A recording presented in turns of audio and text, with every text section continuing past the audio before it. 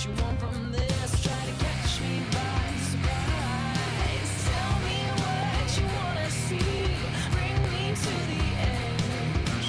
Get me time and time again. We rise for miles above the world. On and on, let it run all night. We won't even stop for the morning light. Oh, high above the clouds. On and on, let it run all night. We keep rising up so high. Oh, miles and miles.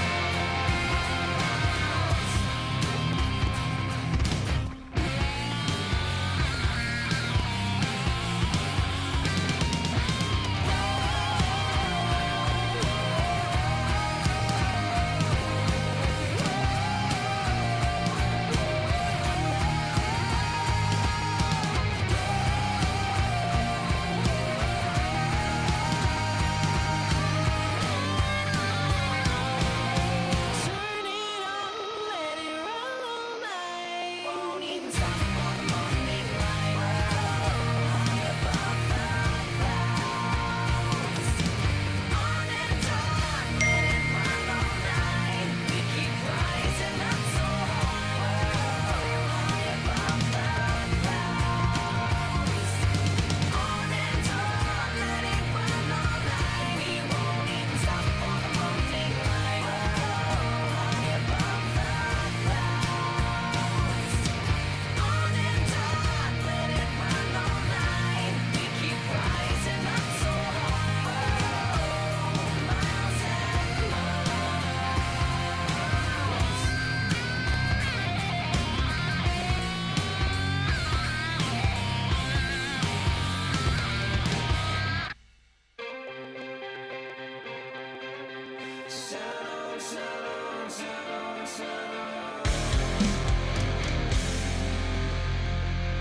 my bones are hard to break.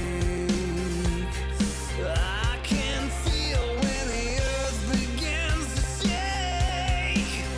I've been waiting for this change. Come down below. Come down below. It's so low. We are breaking out from these chains. We are taking down the locks on this cage. Now's our time. You better fall in line. Shadows, no dark days. Shadows, shadows, shadows, shadows. Through the dark days. Come down below. Come down below. It's so low. We are breaking out from these chains. We are taking down the locks on this cage. Now's our time. You better fall in line. Shadows, no dark days.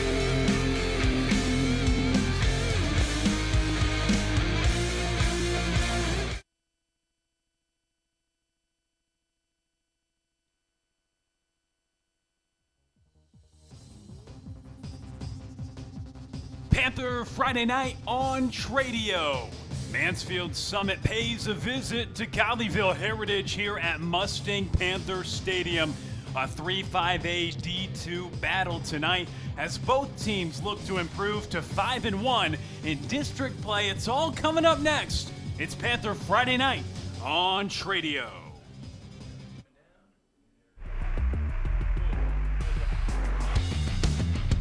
He's into the end zone for the touchdown. That's 6.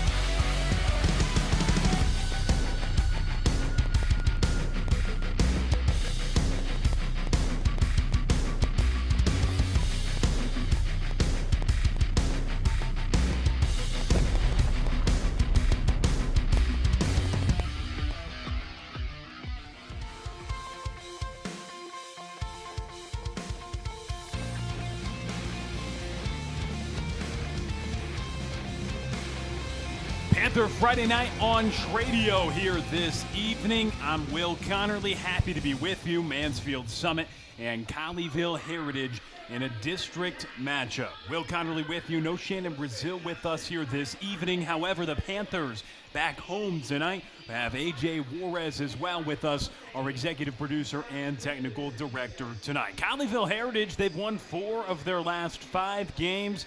Jerry Edwards in his second year continuing to have this team play well. Now 17-4 through 2 seasons at the helm for Colleyville Heritage, and he knows that Summit is a disciplined team. Colleyville picked up a victory last Thursday against Arlington Seguin, and it was a Seguin Cougars team that got penalized over 100 yards in the game, really gifting Colleyville some opportunities, but the defense came out in the second half of action, and Colleyville pitched a shutout in the second half, and the defense really has been the story for this Panthers team here this season, and especially as of late. Colleyville has only allowed 21 points over the last 2 games and 21 points over their last 3 wins as well.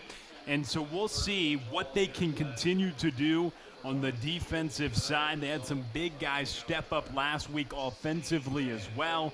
Cash McMahon had a big third down grab. And then you also had Samir Johnson come through in the running attack was what really stood out for Colleyville in that matchup on the road against Seguin last week. So defense pitches a shutout in the second half.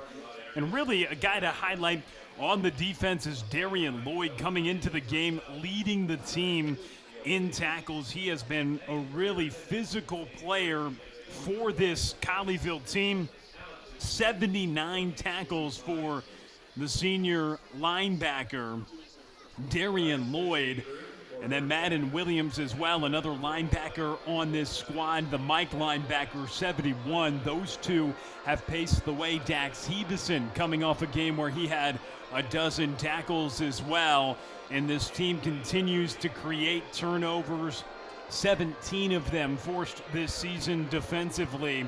And the biggest highlight of them all, last week it was Demarius Logan who came through. He had 2.5 sacks and 6 quarterback hurries during the game last week. Demarius Logan this year has 34 quarterback hurries on the year, leads the team with 6.5 sacks, and he's a very, very physical player and somebody that Jerry Edwards talked very highly of. And our weekly visit with him, you'll hear from him later on in our pregame show. And something else Jerry Edwards talks about, he talks about Panther fight. And he says Panther fight never dies. And that is exactly what they had to display a week ago when they were down at halftime on the road, and they pitch a shutout in the second half to have that game go in their favor. They let up some big runs in the first half against Seguin, but then they started to bottle up the run game and had some success. So, okay, you know about Colleyville. How about their opponent, Mansfield Summit, the Jaguars? They're 4-3, 4-1 in district play, so 2 4-1 teams. The right for the number 2 seed, or at least to have the inside track to the number 2 seed. Important distinction, that gives you a home playoff game. That is what is on the line tonight for this matchup between 2 teams that are tied in the district standings right now at 4-1. The Jaguars won their first 4 district games, but last week they lost to Argyle 31-6. That snapped a 4-game win streak, and they've won a couple district games in really short order in close fashion. They've won 2 district games by close margins, a 3-point win against Grapevine, a 1-point win against Timberview. And so tonight, with second place on the line and perhaps an inside track to have that number 2 seed, we'll see how they can respond after their first loss in district play of the season. They're led by Shannon Hall in his 9th season, second head coaching job for him, and a team that went 8-4 last year and 6-1 in district action. He was curious to see what this team would do and bring back. They graduated 4 FBS Division I signees, and a team heading into last week's game against Argyle had really high hopes to put themselves in a position to do something they haven't done in quite some time, and that's have an opportunity to win a district title. We'll get into the district standings as well during this pregame show, but Summit is a team who has not won a district title since 2011. However, in recent history have gone to a couple of state semifinals, and they're a team that started 0-2 this season before 4 consecutive victories to start district play. The Jaguars move into Region 1 this year, and just as we highlighted a defensive lineman for Colleyville, same thing can be said for Mansfield Summit. The Houston signee Travis Buhaki, somebody to watch out for tonight, the 4-star commit who had 58 tackles 1 year ago, and he's continued to produce for this squad. He has 7 tackles for loss, 3 hurries, and a couple sacks as well this season. They're led by their quarterback, Damaris Bird, on the offensive end. He's a junior at 6'4", 215, and the last couple games struggled to complete passes under 50% in each of the last 2 games, and their offense really is led through their junior running back, Darion Nettles, somebody that Colleyville will have to stop tonight. Nettles has really impressed offensively this season. He has a couple touchdowns receiving, actually caught the first score of the game last week, a big touchdown, but it ended up being the only points that Summit scored in that game. But he also has 5 100-yard rushing games this season, had 5 straight 100-yard games on the ground until last week when he was held to under 100, and he's a Timber Creek transfer. Keller Timber Creek now comes over to Mansfield Summit, and he's been the man in the backfield, getting about 7 yards a carry and north of 100 yards per game for their running back in the backfield. So Colleyville will certainly have to watch out for that, but they've really continued to impress in the defense, which has a ton of leadership, juniors and seniors on that side.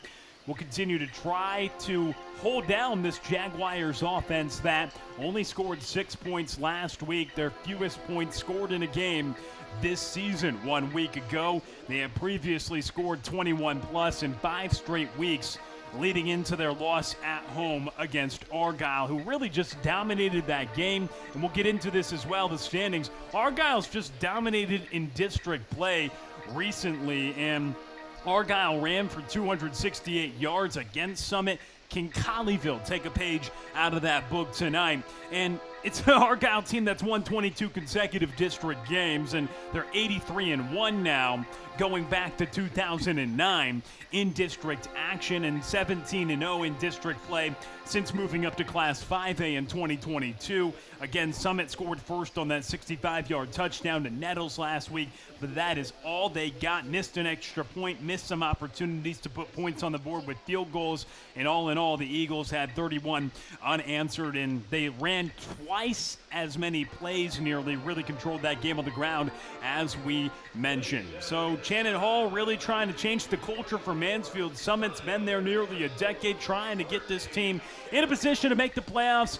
Both teams are in prime positions to make the playoffs. For Summit, it would be their 6th straight season and 10th time in the last 12 years, and we'll see how that can go. We're going to continue to talk about this matchup, this district, but next we're going to hear from head football coach Jerry Edwards on our weekly visit here on the pregame show. It's Panther Friday night on Tradio.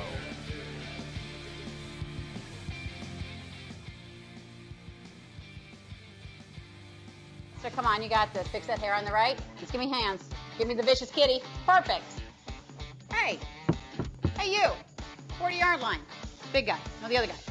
I've seen your LinkedIn picture. It's not great. Bless your heart. You need a new headshot. And since you're not watching the game, watch this. Unleash your professional image with Metroplex headshots. From individual headshots to executive team portraits, we deliver exceptional quality. Metroplex Headshots combines artistry and expertise to create headshots that make an impact. Visit our website at metroplexheadshots.com or call us today to schedule your session. Metroplex Headshots. Unleash your professional image.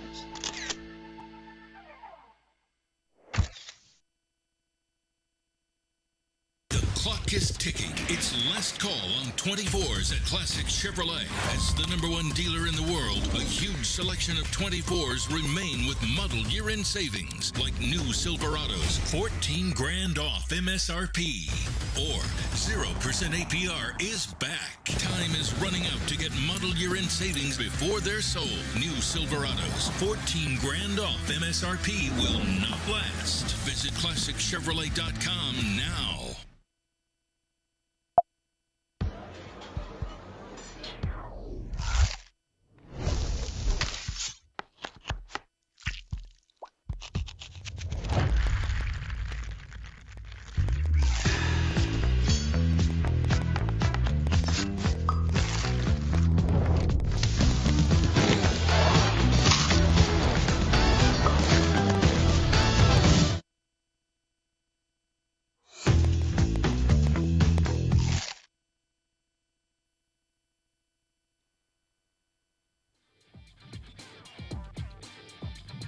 Panther Friday night on radio. Glad you're with us here this evening at Mustang Panther Stadium as Colleyville returns home. They host Mansfield Summit tonight in a big 3-5A D2 battle here this evening in district action. Both teams sitting at 4-1 in district action and trying to continue an opportunity to clinch a playoff spot. Both teams in good position to do that.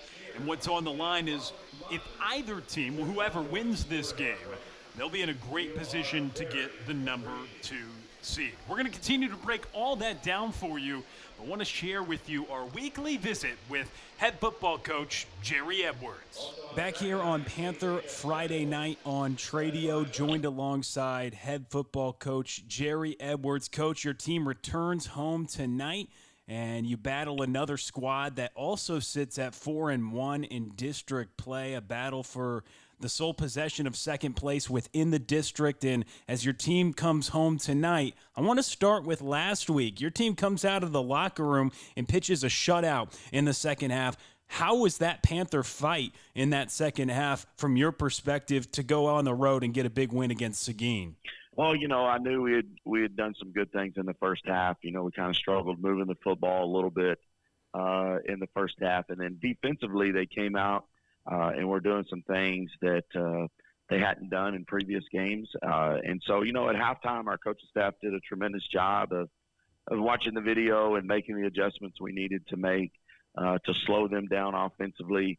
But not only that, to create some opportunities offensively. To come out the third quarter and score first 3 possessions was critical for us. And then, obviously, our defense getting 2 3-and-outs to start of the third quarter. But, we went in at the locker room. Our kids were calm.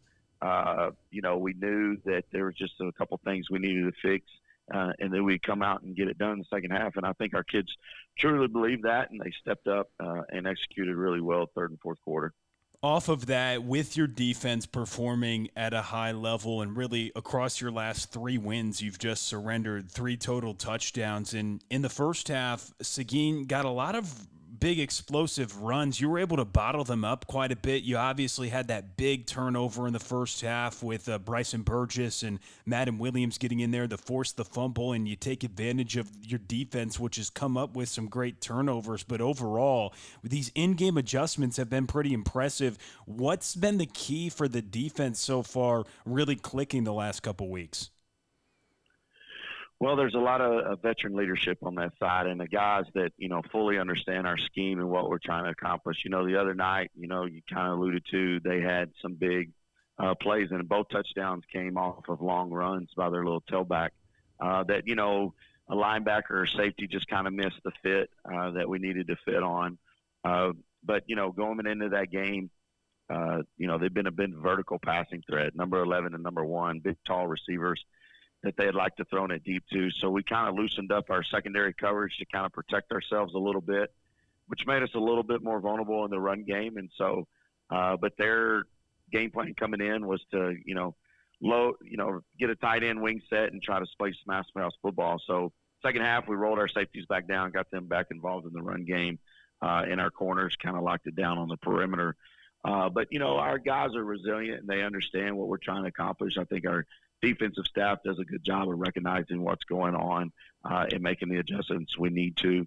But, those guys, they have a knack for getting to the football and playing extremely good technique. And that's what we preach, physicality and technique, and our guys have really bought into that.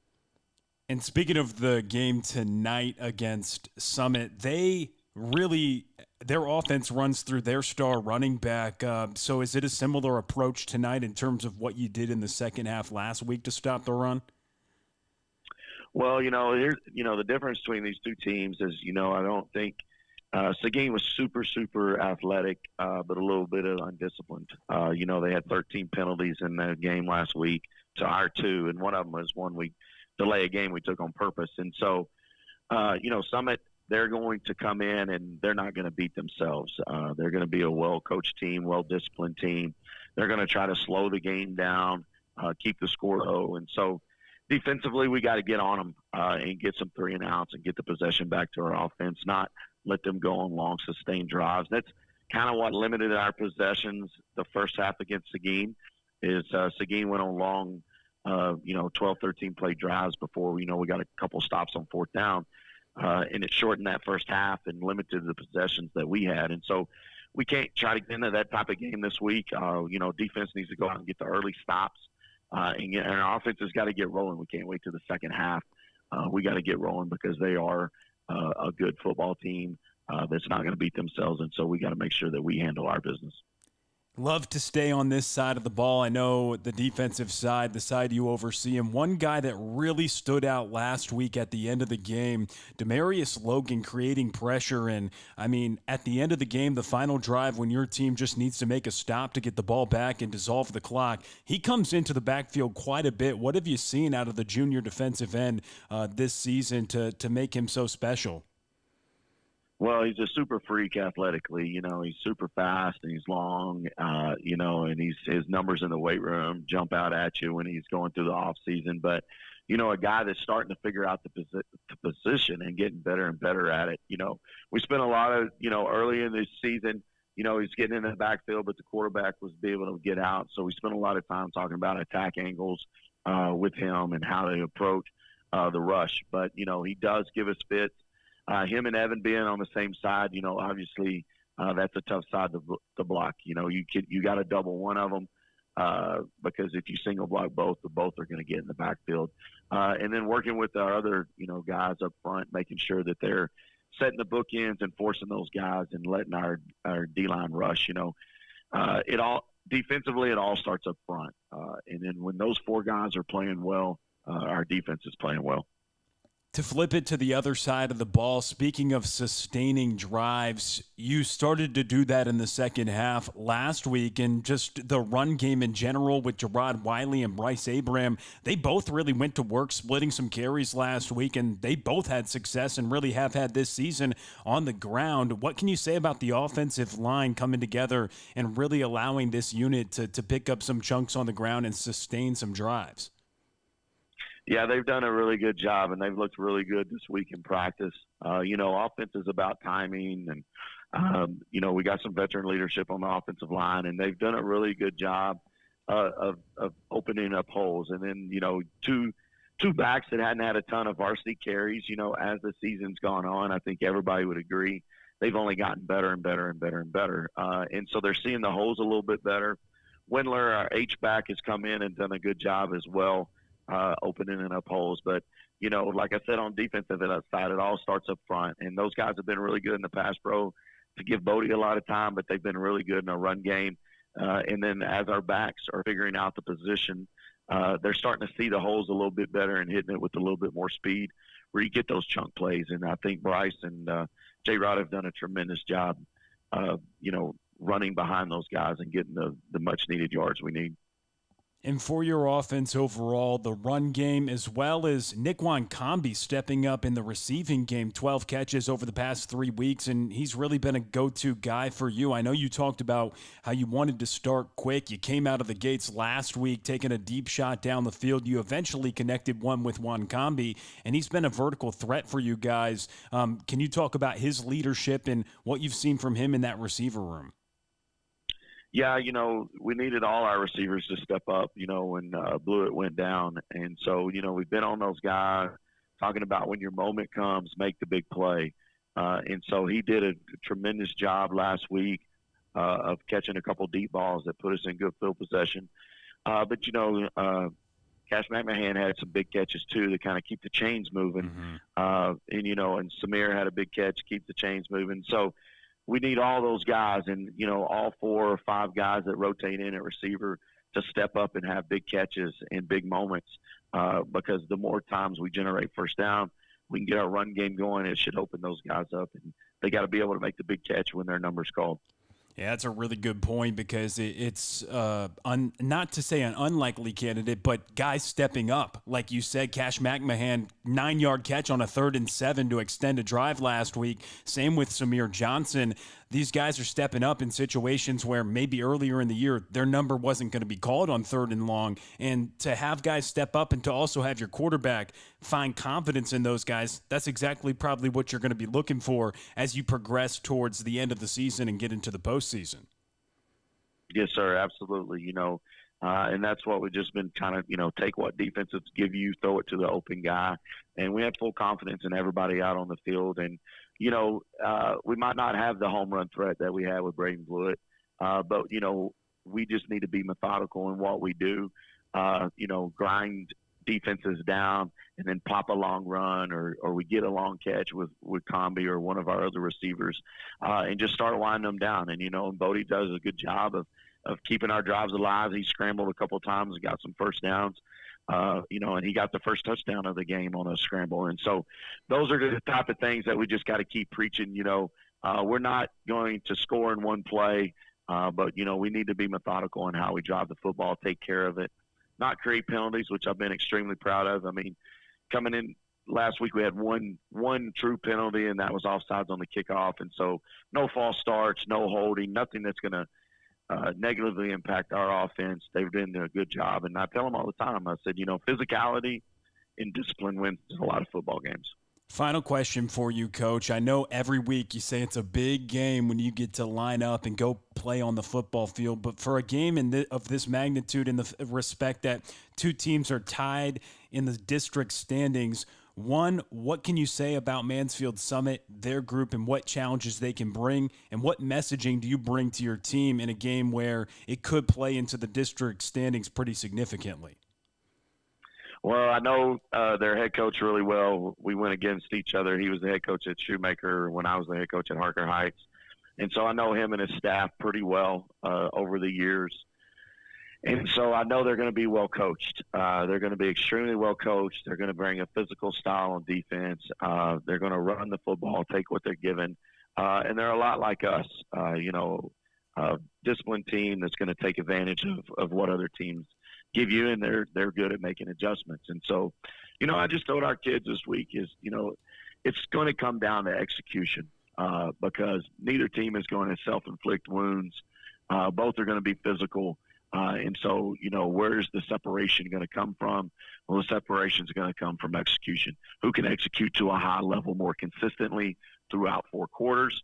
And that's really been the messaging to our team this week is we got to play a complete 4 quarters. I don't feel like we've done that all year yet. There's been games where we've played really well for 3 or 2 quarters, but we haven't put a complete 4-quarter game together. And so we want to make sure that we do that this week. And the only way to play a great 4-quarter game is to execute to a high level consecutively throughout the game. Well, Coach, thank you so much for your time. Best of luck here tonight. I appreciate it. Go Panthers. That's head football coach Jerry Edwards joining us on the pre-game show, and he had a lot to say about this matchup and for Colleyville, how they can continue to play at a high level, particularly on the defensive side. You see the Panther captains, Bryson Burgess, Dax Hebeson, Luke Graves, and Bodie Weaver out there for the coin toss at the 50-yard line.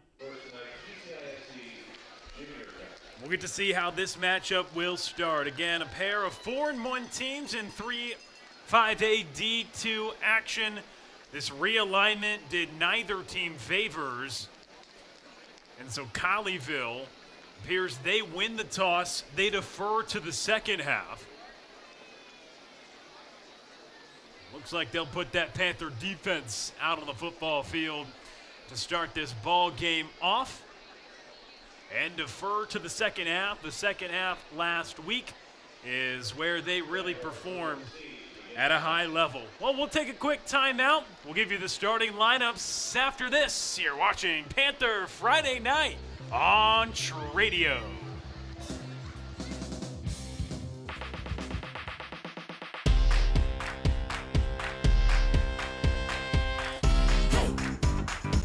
Can't get enough. No. Hey. Just can't get enough. Come on, let's go. Can't get enough. Start the show. Can't get enough. Yeah. Hey. Just can't get enough. Oh.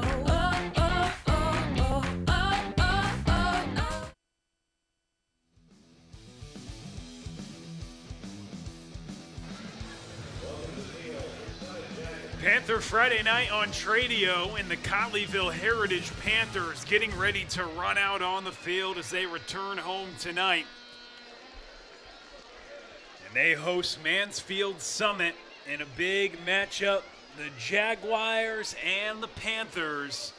And here come the Panthers running out onto the field. And we'll tell you who will be on the field here as we get a glance at the Colleyville Heritage starting lineups.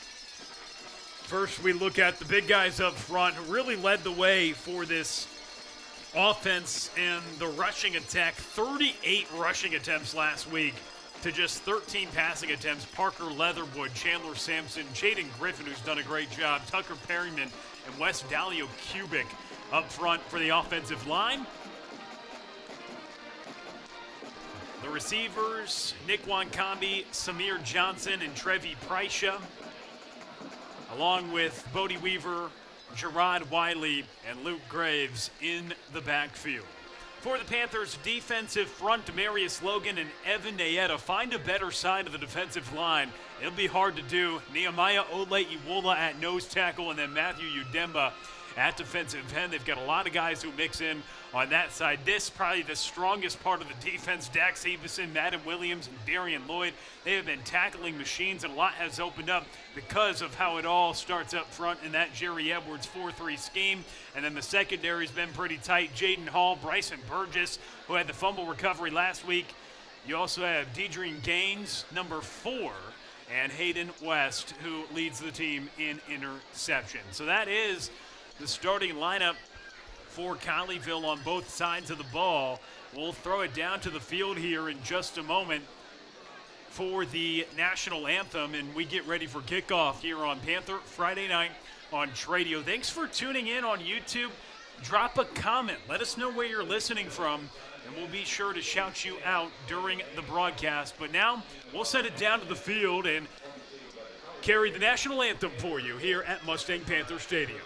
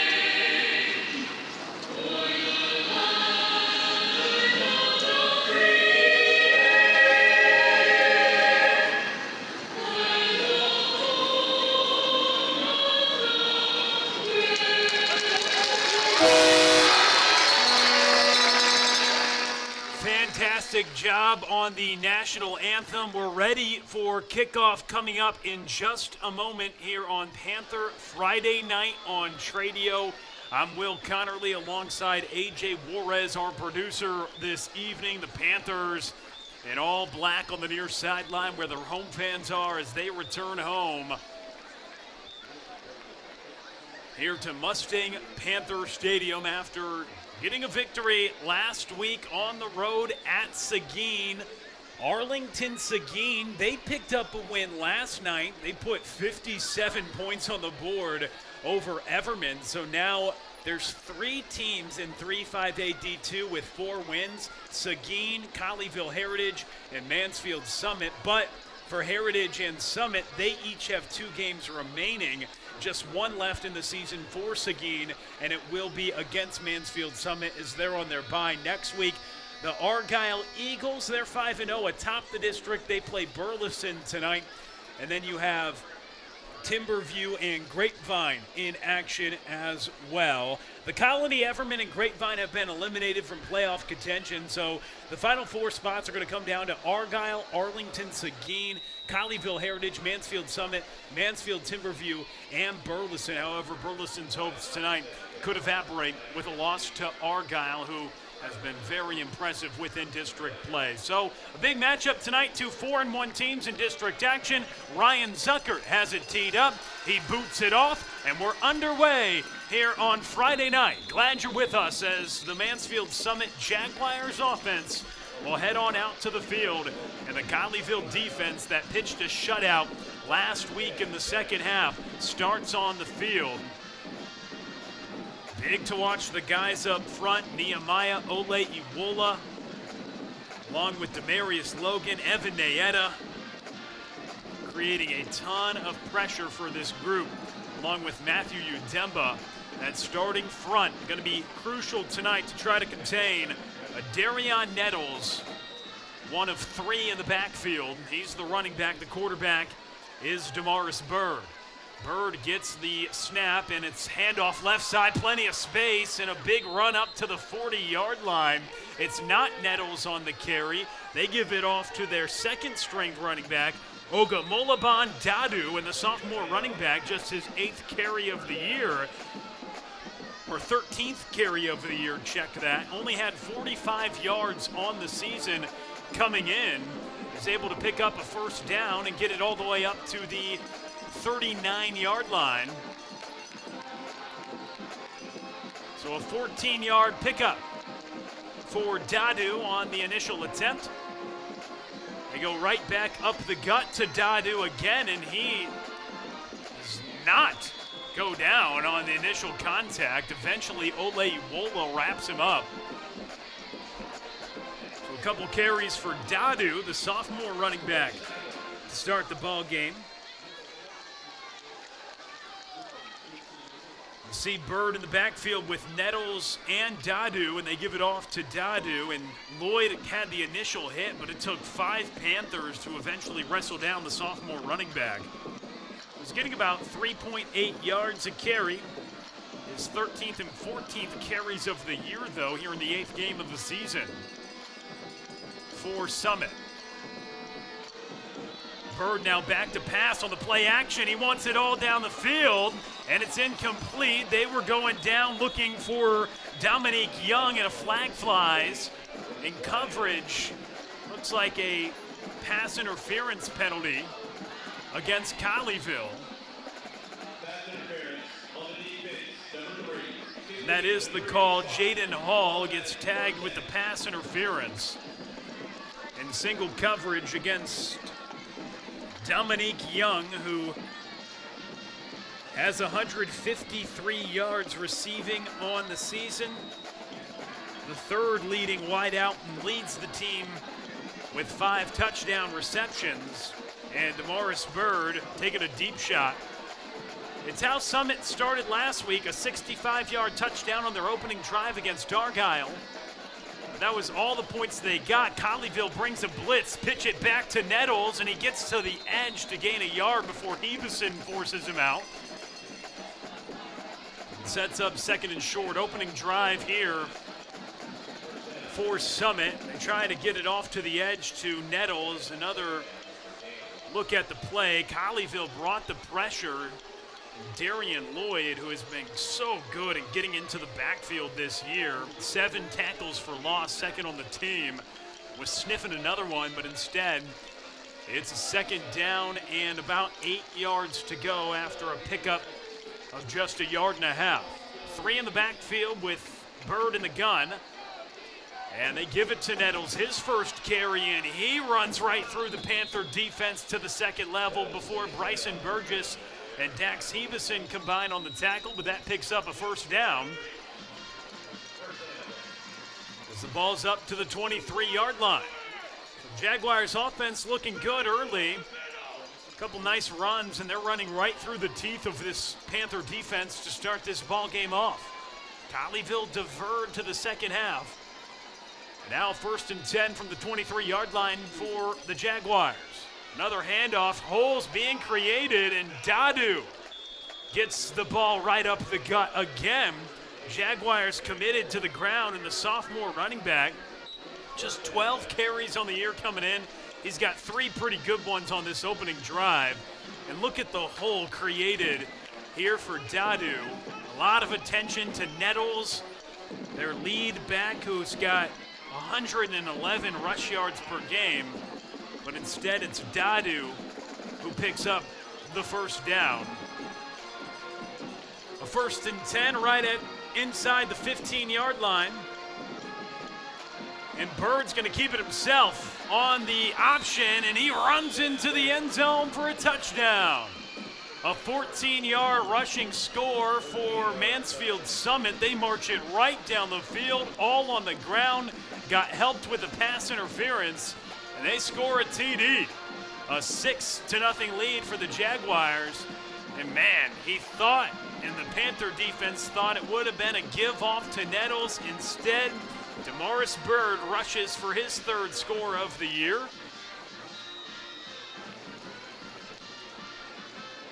Awaiting the PAT. Kick is up and through, and it's a 7-0 lead for the Jaguars. They march it down the field and score on their opening drive.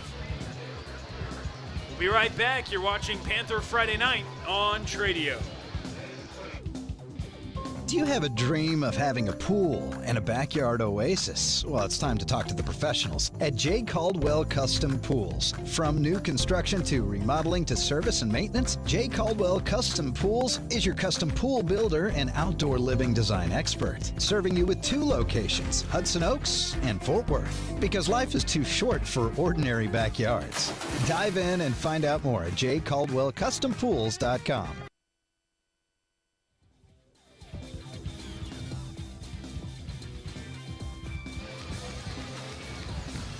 So Mansfield Summit gets the ball to start the game, and they run it right down Colleyville's throat. They take it from their own 25-yard line and march it all the way down the field.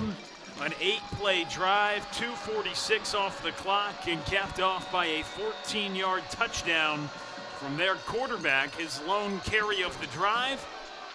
On the 8th play of the drive, makes it a touchdown, and the short kick is caught by Burgess at the 20-yard line. Burst of speed up the seam into Summit territory, and a great return for Bryson Burgess. And the Panthers offense going to start in solid field position. Bryson Burgess, the senior, on the return. So how can Colleyville respond after the 8-play, 75-yard opening drive that ended in a touchdown for Mansfield Summit on a 14-yard score from Damaris Bird, the quarterback, his 3rd rushing TD of the season. Now Bodie Weaver, 1st and 10, Colleyville.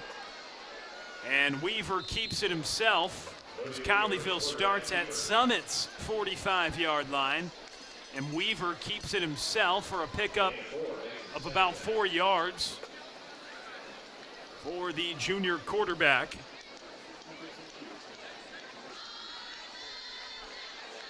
Up to about the 42-yard line. So Summit scores on their first possession, and now a handoff to Gerard Wiley. And he is stopped up for no gain, maybe a pickup of a yard. And that'll set up third down and about 6 to go. Gerard Wiley, no room to go anywhere. He gets wrapped up by Christian Jones, who leads the team with now 39 tackles on the season. Number 8 in white. Weaver back to pass. Pressure comes, looks down the field, tries to loft it over to Wankambi, but he can't make the one-handed grab. In coverage there was Devontae Johnson. And with 7:55 to go in the opening quarter, after Colleyville had great field position starting at Summit's 45-yard line, Bodie Weaver just trying to touch it to Wankambi. Got it to one glove, the pink gloves and shoes tonight for Colleyville for a lot of their players. They're going to go for it on 4th down. So 4th and 6, Colleyville pushes the envelope kind of in no man's territory. Bodie Weaver, pressure comes, and he gets hit in the backfield. Hit rather hard as well. And coming in to make the stop, Habib Debop.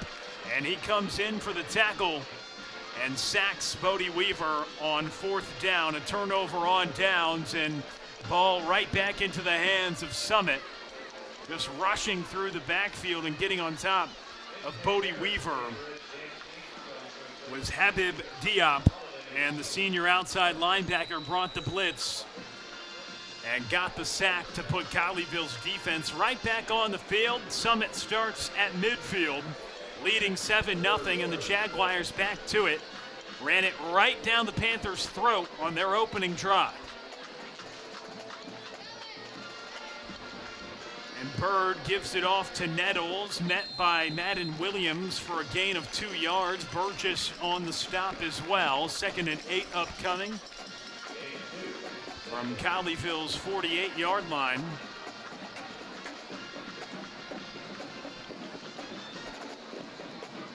You have Dadu and Nettles in the backfield. And then Bird as well. All have shown their ability to run. Bird finished off the last drive with a 14-yard touchdown. 2nd and 8 from Colleyville's 48. Bird back to pass, shot toward the sideline, and somehow it's hauled in by Nettles. What a grab by the Jaguars' star running back, and the junior makes the grab. His 9th reception of the season. He goes for about 18 yards a catch, and a beautiful ball right there toward the back shoulder.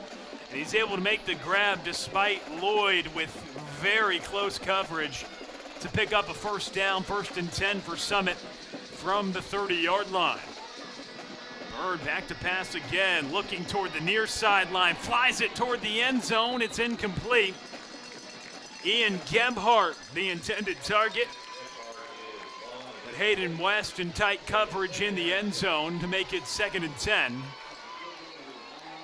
Hayden West leading the team with 5 interceptions on the season and has the assignment against the junior wideout Ian Gebhardt tonight, who leads the team, or second on the team rather, in receptions with 24, 312 yards. Gets about 50 a game. Their leading target is Zayden Smith, number 16, and that's the ball in his hands now. Here's Smith outside the numbers, and he gets to the 20-yard line before West is able to wrap him up. So the top 2 receiving targets, Ian Gebhardt, number 2, and Zayden Smith, number 16, and the sophomore wide receiver picks up the gain to set up 3rd and short. Football at the 20-yard line, a yard to go, line to gain the 19. Bird in the shotgun with 2 backs to either side. Dadu and Nettles in the backfield. They will give it off to Nettles. He runs through contact and puts his shoulder down before Madden Williams forces him out. And that'll set up a 1st down for Summit. With 6:28 on the clock in this opening quarter. A first down and goal right from the 10-yard line. This Summit offense looking really good, coming off the heels of just a 6-point outing in their last matchup against Argyle. They're looking to take a 2-score lead here after forcing a turnover on downs on Colleyville's initial possession. Run right in between the tackles for Omogobolan Dadu. And the sophomore running back getting plenty of work early in this ball game. See some space created up front. A nice block applied to open up a good hole.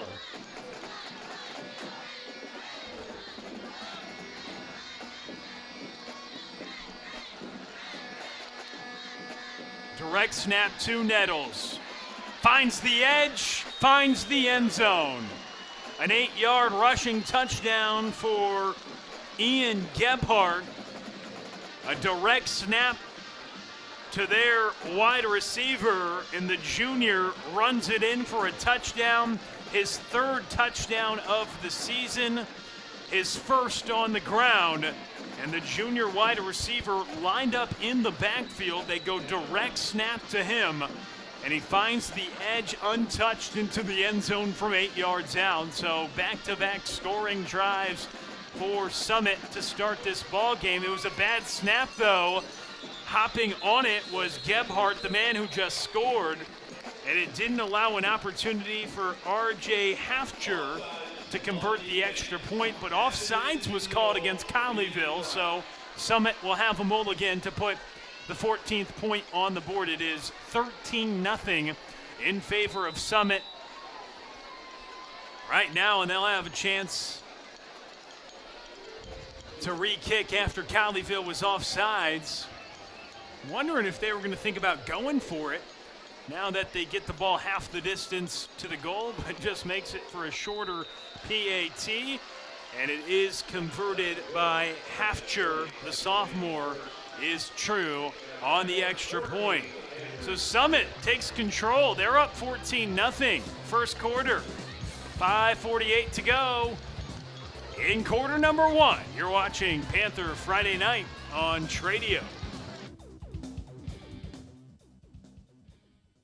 All right, Buster, come on, you got this. Fix that hair on the right. Just give me hands. Give me the vicious kitty. Perfect.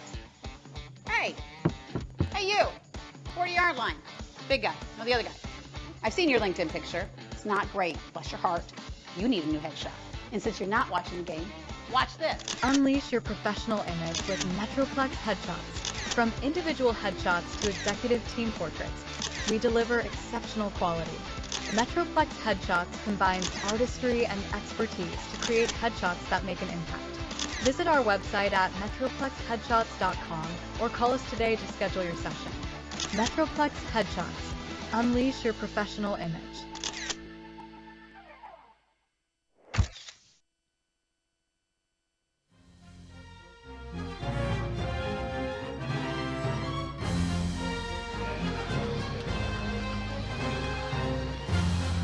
Panther Friday Night on Tradio, back with you here at Mustang Panther Stadium here in Grapevine, Texas. Beautiful night for football, and it's been a great night for Mansfield Summit to start 2 big drives to open up this ball game. They started with the football, drove it down the field, and put it into the end zone on a 8-play, 75-yard drive, capped off by a 14-yard score. Then they got it right at midfield after Colleyville had a great return. Another good return here from Burgess. And he gets up to about the 43-yard line. His first return got to the 45 of Summit, but Colleyville turned it over on downs. Bodie Weaver was sacked on a 4th and 6. And Summit took over at the 50-yard line, and they just had a 7-play, 50-yard drive, only 2 minutes off the clock, and an 8-yard touchdown run by Ian Gebhardt to go up 14-0. So Colleyville starts with good field position once again, a 1st and 10 from their own 43-yard line. Bodie Weaver in the shotgun, and Gerard Wiley on the carry. Twists and turns across the 45-yard line before he is wrapped up by Daniel Ogiozi, the junior defensive end. And the sophomore running back, Gerard Wiley, getting about 60 yards a game, had 14 rushes for 48 yards and a touchdown last game. They go right back to Gerard Wiley. He gets stopped just short of midfield. And Travis Buhaki comes in to make the tackle. The senior defensive lineman committed to play at Houston. Going to the next level to be a Cougar, and you see why, that one-on-one matchup, and he evades his defender and comes in from behind to help bring down Gerard Wiley. Number 4, Travis Buhaki. Go back to Wiley again. He gets right to the sticks and picks up the first down as Colleyville moves into Summit territory. A 14-0 score with 4.5 minutes to go in this first quarter of action. And Summit with the advantage. But Colleyville now with a new set of downs. 1st and 10 from the 46-yard line of Summit. 4 on the defensive front for the Jaguars with Bodie Weaver in the shotgun. Going right back to the ground, and Gerard Wiley gets up to the 40-yard line, a pickup of 6 on the first down carry for the sophomore running back. At 352 yards on the ground coming in, getting about 5.5 per carry. He and Abraham right around 5 per carry, the two tailbacks in this offense. The offensive line doing a solid job early, trying to give Colleyville some holes. Trying to play from behind, though, down 14-0. Back-to-back scoring drives to open the game for Summit. Weaver back to pass. First completion goes to Samir Johnson. He's forced out of bounds, not before he picks up the first down. And the sophomore wide receiver is able to make the grab. Had 1 catch last game. And his 9th reception of the season goes for a first down. About 90 yards on the year coming in. With 1 touchdown for the sophomore. 2 receivers split to either side with Bodie Weaver in the shotgun. He looks to pass again, fires toward the sideline. Intended target was Nick Wankambi. In coverage was Devontae Johnson, the junior defensive back, and it's going to be 2nd and 10 with 3:16 to go in this first quarter of action. Colleyville at the 36 of Summit. As Weaver trying to fire it toward the sideline, but was out of play, looking for Nick Wankambi, who led the team with 34 yards receiving last game. Bodie Weaver was 7 of 13 last game for just 65 yards. Not a ton of passing. It was a lot of ground attacks for Colleyville on the offensive front, and going right back to Gerard Wiley. Not much doing on 2nd and 10, picking up 2 to set up a 3rd and 8 for Colleyville. With 3 minutes to go in this first quarter.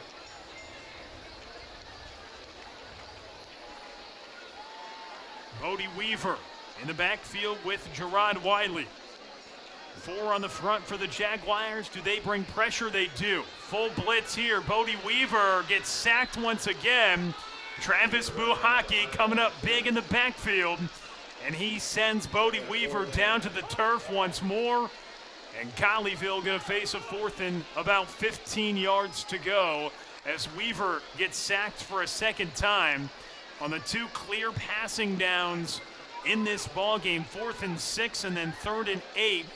Both drives get ended by a sack, 1 a turnover on downs that gave Summit the ball at the 50, their 2nd drive. Here it sends out the punter, Ryan Zucker. It's a punt for a 27th time this year, and it's caught at the 6-yard line, brought out right by the 10 by Gebhardt. And he gets across to about the 14-yard line before Graves is able to make the tackle and kick coverage. And the Jaguars will have the ball for a 3rd time. And how will this Colleyville defense respond? Back-to-back big scoring tries for Mansfield Summit.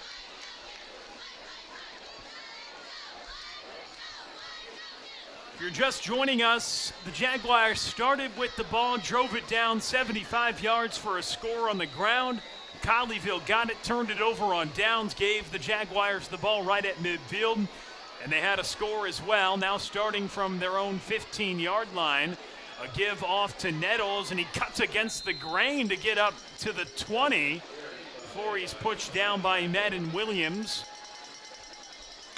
Creating something out of nothing for Nettles, getting about 7 yards a carry this season, and he has been their go-to guy in the backfield despite Omogobala and Dadu getting some of the carries on that initial possession.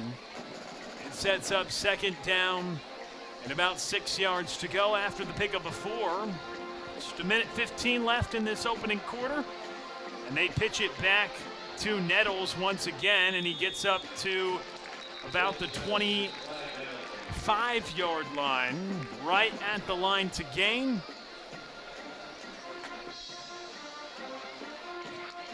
A flag down on the field as well. We'll await the penalty marker. It's going to be holding against Mansfield Summit. So it stays second down and backs up the Jaguars 10 yards. Penalties were a big story last week. Arlington Seguin was penalized for over 100 yards. Colleyville only committed 2 penalties, and one was a delay of game they took on purpose. They were really disciplined, helped their cause out. As Isaiah Omar now out there on the defensive line. The freshman, number 89, got called up a couple weeks back, standing next to Evan Ayeta. Right there on your screen, and timeout taken by Summit as they face a 2nd and 11 after they were right at the line to gain for a first down. A holding call complicates things and puts them off schedule. The game started with Colleyville deferring to the second half. Summit drove it down the field, scored a touchdown. Damaris Bird from 14 yards out capped off a drive that, well, a penalty helped them out on a pass interference call, but primarily all on the ground for them, and then they got it at midfield after Colleyville turned it over on downs. Not to the Colleyville fans' liking, because it was a 50-yard scoring drive as well for Summit to take a 14-0 lead in Colleyville, despite having good field position on their first 2 drives, both ending in Summit territory, one with a turnover on downs, most recently with a punt from Ryan Zuckert that pinned Summit back in this territory, and now they move back 2nd and 11 after the holding call. And throw out to the far side numbers. Ball popped out, picked up by Madden Williams. He goes into the end zone. Touchdown, Colleyville, the spark they needed. What a play on defense. Madden Williams forces a fumble last week, and he picks it up the rock and runs into the end zone this week. Man, what a play by the Panthers. Ball gets popped out, and Madden Williams to the house. What a turn of events. 2nd and 11 after a holding call turns into a touchdown for the Panthers defense. Ryan Zuckert for the point after. It is up and good. That extra point is brought to you by Unified Health Advisors Health Insurance Agency. 7-point ball game, 35 seconds to go in the opening quarter. Colleyville scores. Madden Williams gets on the board. Mike Linebacker picks up the fumble and takes the pigskin to the house to put Colleyville on the board. You're watching Panther Friday Night on Tradio. Compass Church is for you. Join us each week to experience great music, a message that applies to your everyday life, as well as programming for your kids and students to engage on their level. Learn more at compass.church.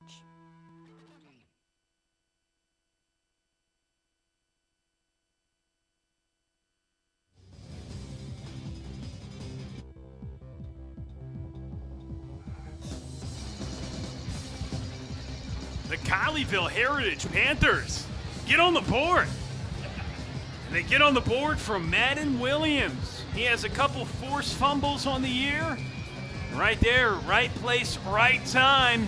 And Madden Williams puts it into the end zone on a fumble recovery and score for Colleyville. So a 14-7 ball game here at Mustang Panther Stadium. And Zucker with a touchback. That kickoff brought to you by Texas Live. 35 seconds to go in the first quarter.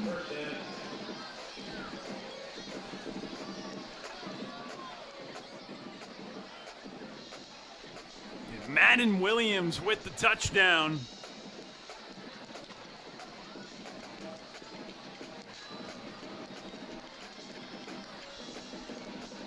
Things you like to see after Colleyville's first two offensive drives result in nothing. Their defense gets them on the board with a Madden Williams touchdown. After a 2nd and 11, a holding call, so Summit's offense right back on the field. And who else is there but Madden Williams to make the tackle on the carry to a Darion Nettles.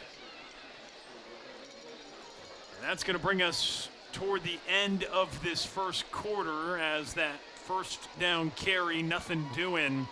2nd and 9 from the 26-yard line. We'll see if Summit will take another snap here in this first quarter. They will. Final play of the frame. And looking down the field, Bird with the football.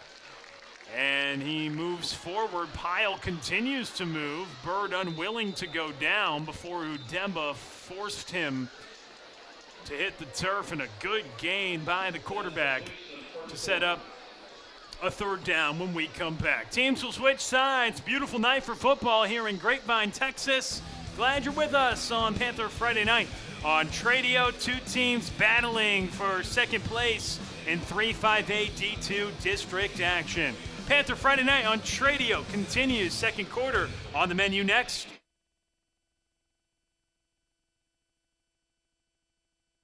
Do you have a dream of having a pool and a backyard oasis? Well, it's time to talk to the professionals at J. Caldwell Custom Pools. From new construction to remodeling to service and maintenance, J. Caldwell Custom Pools is your custom pool builder and outdoor living design expert, serving you with 2 locations, Hudson Oaks and Fort Worth, because life is too short for ordinary backyards. Dive in and find out more at jcaldwellcustompools.com. Compass Church is for you. Join us each week to experience great music, a message that applies to your everyday life, as well as programming for your kids and students to engage on their level. Learn more at compass.church.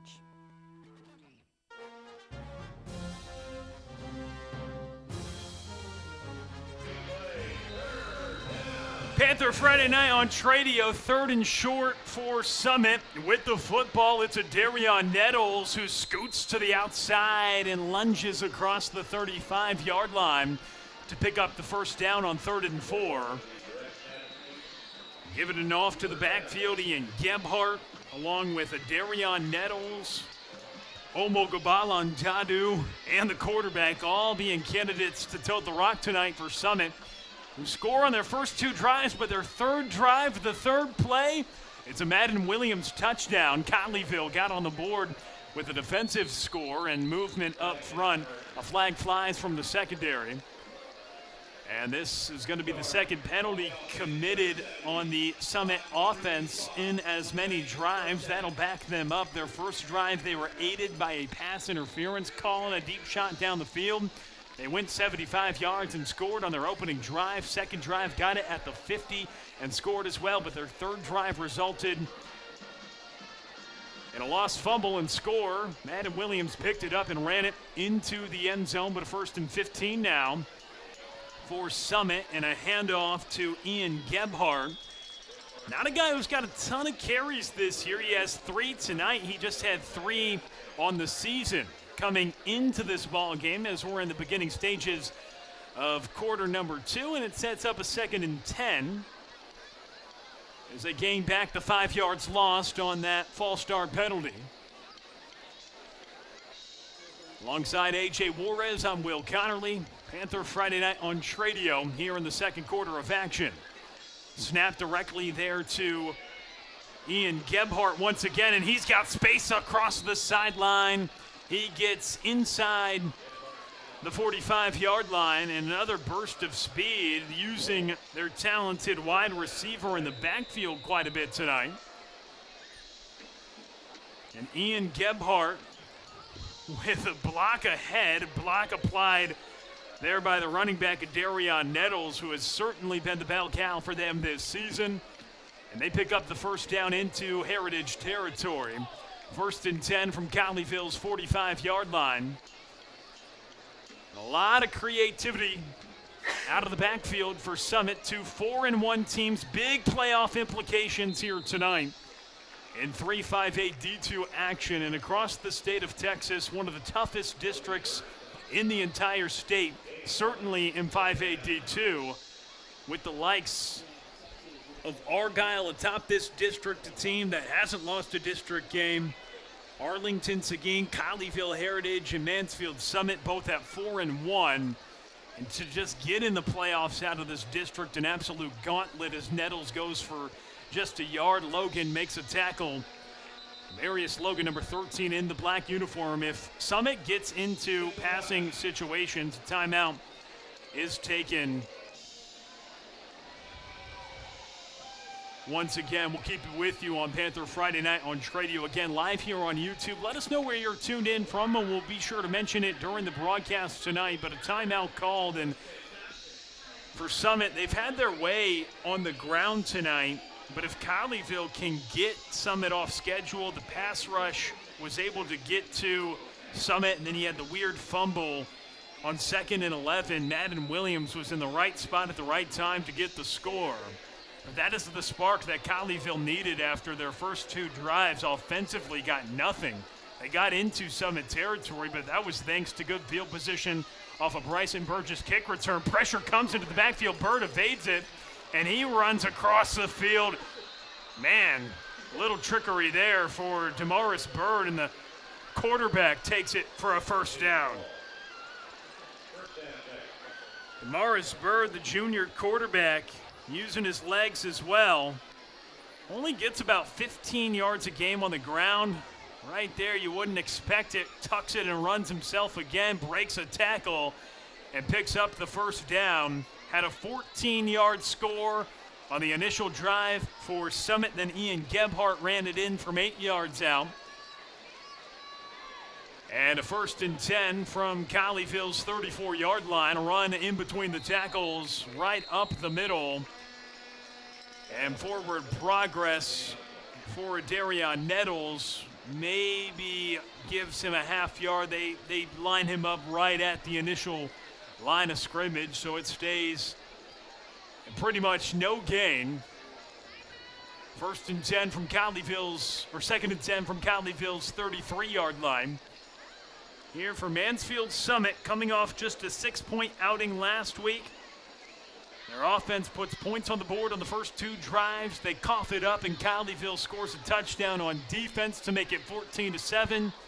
For their 4th drive with 8 minutes to go in the 2nd quarter. Bird drops back to pass. Pressure comes. Deep shot down the field. Single coverage is incomplete. They were looking for Gebhardt, but good coverage by Jaden Hall there in the end zone. In the coverage, it sets up a 3rd and 10. So a chance for the Panthers to get off the field. Wonder what Summit does here. Kind of in no man's land, maybe 4 down territory. So with this 3rd down, we'll see how this Colleyville defense will want to operate. Are they going to bring some pressure on Damaris Bird, who completes about 52% of his passes, and a timeout called by Colleyville. After a man went in motion, Colleyville wanted to talk things over. Head coach Jerry Edwards there on the sideline with the headset around his neck. 2nd season with Colleyville, directed the Panthers to a 12-2 mark last year. Got them at 5-2 this season. Not too shabby, 17-4 through a year and a half of action at the helm, and he's also defensive coordinator. That's just the way he's always done it. comes from the defensive side of the ball, and on the other side has a good relationship, knows Shannon Hall well, who's in his 9th season across the way, directing the charge for the Jaguars, who had their 4-game winning streak snapped last week against Argyle. But a big 3rd and 10 upcoming with 8:09 to go in the second quarter. Summit with the football.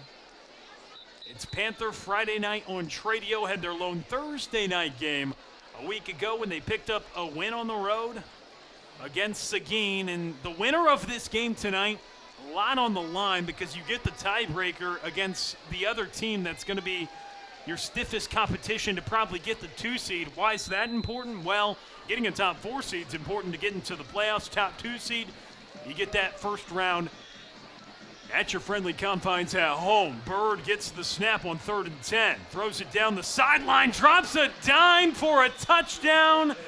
Darion Nettles for the score from 33 yards out on 3rd and 10. Drops it right in the bucket for Darion Nettles. The second consecutive game, he's got a touchdown through the air, runs out of the backfield, match up with the linebacker, and Hebeson could not catch up to Nettles, who runs in for the score and makes it a 27 Summit lead. 4 drives and 3 touchdowns for Summit. The one that wasn't was a defensive score for Colleyville. And now the point after to try to make it a 14-point advantage, and it hits off the goalpost, and it's no good. So the score is 20-7. The PAT from Randy Hatcher does not go the way that Summit would have hoped, and it stays a 20-7 score. 8:01 to go in the second quarter.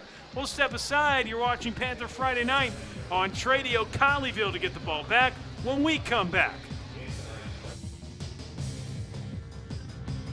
Do you have a dream of having a pool and a backyard oasis? Well, it's time to talk to the professionals at J. Caldwell Custom Pools. From new construction to remodeling to service and maintenance, J. Caldwell Custom Pools is your custom pool builder and outdoor living design expert, serving you with 2 locations, Hudson Oaks and Fort Worth, because life is too short for ordinary backyards. Dive in and find out more at jcaldwellcustompools.com.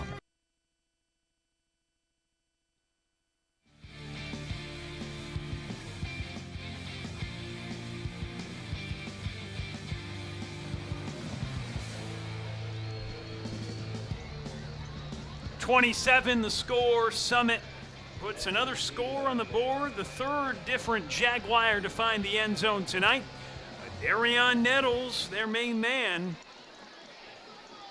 gets it into the end zone. Ensuing kickoff, Bryson Burgess dropped it for a moment, but has a big return in the works. Bryson Burgess down the sideline. Burgess stays on his feet. Look at him go! Touchdown, Panthers! No flags! Colleyville back on the board, and the special teams unit enters the chat for a touchdown. First, a defensive score from Madden Williams, and Bryson Burgess drops it for a moment, but no sweat, runs it down the sideline, and Colleyville, in a blink of an eye, back in the ball game.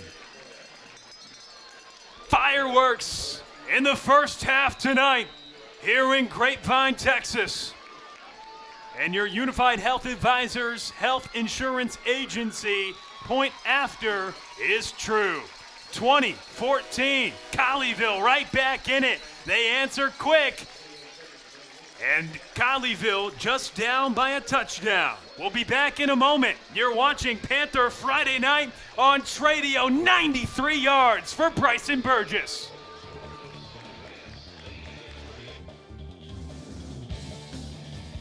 All right, Buster, come on, you got this. Fix that hair on the right. Just give me hands. Give me the vicious kitty. Perfect. Hey. Hey, you. 40-yard line.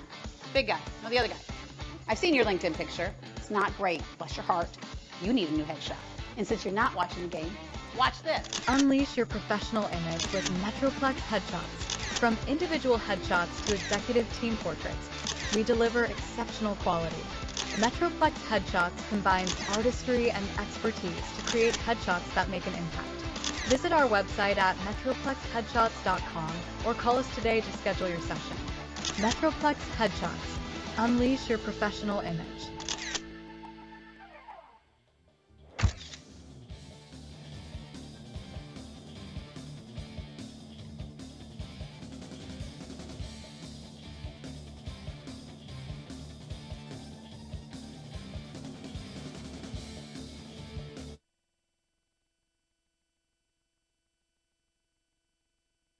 Bryson Burgess with a drink of water on the sideline for this Colleyville Heritage Panther squad. 93 yards and a touchdown for him after he dropped it initially.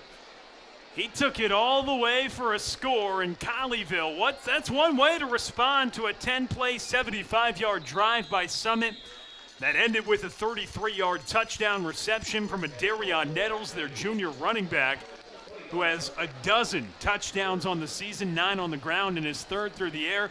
How do the Panthers respond? Jerry Edwards preaches that this Panther fight never dies. Bryson Burgess muffs the initial punt return, but 93 yards later, he's celebrating a touchdown. And he's also the main man in the secondary for this Colleyville Heritage defense. So Mansfield Summit will start at their own 25-yard line. Their defense has been great tonight. However, Colleyville has scored a defensive touchdown, a special teams touchdown. Can the Colleyville Heritage offense now get involved in the mix? We'll see, but it's Summit with the ball up 2014 with 7.5 to go in this second quarter. And a handoff right side, no gain. Colleyville starting to battle up the run after they were really getting gashed on the first 2 drives by Summit, running right down their throat, but no gain on that initial attempt to Adarion Nettles. It has been a great night for football here in Grapevine, Texas. Bryson Burgess already with a play you certainly know he's going to add to the huddle tape all the way down the sideline for 93 yards. Just when the Panthers need it after Summit took a 2-touchdown lead. 2nd and 10. From their own 25-yard line, burst of speed up the middle, and going there is Dadu. Dadu being chased down. He holds the sprint button inside the 15-yard line. Omogopalan Dadu, the sophomore running back, with a burst of speed, and Summit set up in goal to go. The holes created by this Jaguars front have been impressive tonight, running right through 2 tackles and off to the races for Dadu. Does not look like a man that just had 12 carries on the year coming in. And maybe Colleyville was not expecting that either. 1st down and 10. They marked him short of the 10-yard line up at the 13, and it will be a direct snap to Ian Gebhardt, who gets stopped short of the 10-yard line. But explosive running plays tonight for Summit. They get stopped short, but 2nd and 10, they go right back to the ground, and they explode for a burst of speed. So this Summit offense, they have looked really good. 3 touchdowns on 4 drives. They're looking to make a 4th touchdown on the board in just 5 drives in the first half. This is after Colleyville shut out the high-powered Arlington Seguin offense in the second half last week. And a big tackle for loss made to the backfield there by Darian Lloyd. His 2nd TFL tonight, 9th on the season, which is just one shy of Evan Ayetta for best on the team. Lloyd comes off 3rd and 11.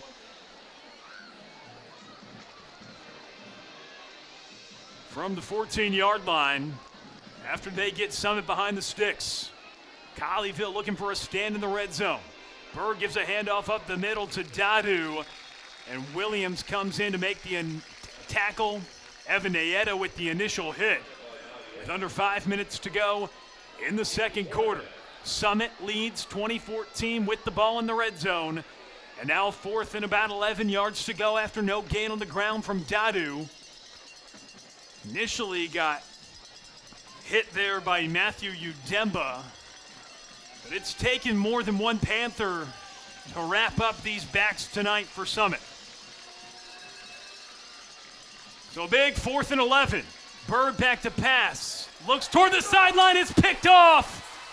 On the return for Colleyville, a huge INT. Huge defensive play made by the Panthers. Joseph Nisbet comes up with the interception. Joseph Nisbet, the junior linebacker, right place, right time, and an interception on 4th and 11. The second turnover for Mansfield Summit tonight. And Nisbet in the right place, right time. He jumps the route looking toward the end zone and returns it for Colleyville all the way up to the 33-yard line. So the Panthers come up with their second turnover. And now Bryce Abram gets involved in the ground game, and he picks up a nice chunk on first down. So Mansfield Summit, 3 touchdowns on their first 5 drives. The other 2 result in turnovers. 1 a fumble that allowed Colleyville to score. And there, Joseph Nisbet has not got a ton of action this year, and the junior linebacker with his first interception, it comes at a big time. Nick Wankambi catches the short pass, tries to cut upfield, stays on his feet, and gets gobbled up around the 40-yard line. Senior wideout Nick Wankambi, second catch tonight, 22 on the season. Still 2 shy for the team lead of Braden Blewett, who only played 4 games this year at a season-ending ACL injury. The Northwestern commit, and that's forced other receivers to step up for Colleyville. And off to the outside, Bryce Abram stays on his feet across the 50-yard line, gets pushed down by Devontae Johnson, but not before the Panthers pick up a first down. Approaching the 50-yard line, the Panthers set up around midfield with 3 minutes to go in this second quarter, and certainly set up in a good spot if they can put together a touchdown drive and parlay the ball in their hands to end the first half. They'll also get the ball. They'll get it to start the second half. 3:04 to go in quarter number 2. Abram now lines up out wide, empty backfield for Bodie Weaver. Weaver calls Abram back to the backfield, and they flip it off to him. Nice play design for Abram, and he runs inside the 40-yard line. Goes down as a pass, the easiest completion that Bodie Weaver will get, as he flips it off to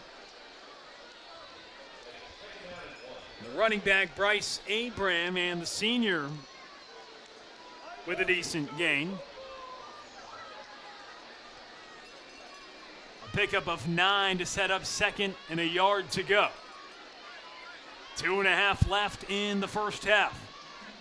Weaver dropping back to pass. Pressure comes again, and for the 3rd time tonight, Mansfield Summit meets Bodie Weaver in the backfield for a sack. Cameron Hull comes in this time. His 6th tackle for loss and first sack of the season with 2 minutes left in this first half. Colleyville hungry to get points on the board. 3rd down. About 5 yards to go after they were set up at 2nd and 1. They get moved back. Bodie Weaver sacked for a 3rd time tonight. He has not had time to throw. Luke Graves lined up in the slot up on the far side of your screen. Bodie Weaver in the gun. And a handoff to Gerard Wiley. He has space, and he gets in good position to pick up the first down. Nice carry by the sophomore running back. When you haven't had a ton of time to pass tonight, you put it on your offensive line to create a hole, and the sophomore picks up the first down up to the 35-yard line. 1st and 10 right from the 34. And they go right back to the ground again. And they want to go right up the middle here with approaching just a minute to go in this first half. Colleyville with 2 timeouts. How are they going to play it here? Gerard Wiley gets about 5 on the carry, having good chunks. Panthers wanting to go quickly here. Approaching a minute to go in the half. Bodie Weaver looking down the field, fires it near sideline. And it's incomplete, looking for Nick Wankambi. Clock stops with 59 seconds left in the second quarter.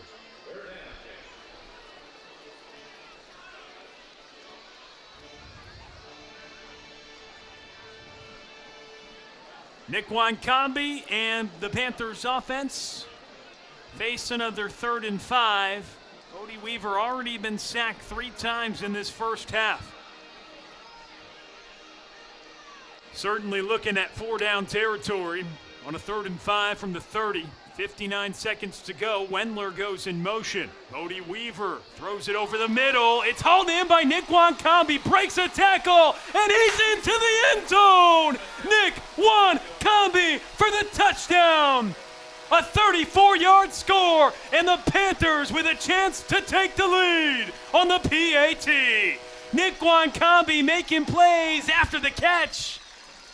Bodie Weaver fits it in a tight window, and Nick Wankambi does the rest. A hookup of 34 yards, and the senior wide receiver, for the 3rd time this season, gets the score. The extra point, though, is blocked on the PAT try, and that'll keep it knotted at 20 on the scoreboard. As the Unified Health Advisors Health Insurance Agency, PAT is blocked. We're knotted at 20. Tie ball game, 50 seconds to go in this second half. What a night we've had of football so far. Some highlight reel plays. More coming up next. 50 seconds to go in the second half. We'll be back in a moment. It's Panther Friday night on Tradio.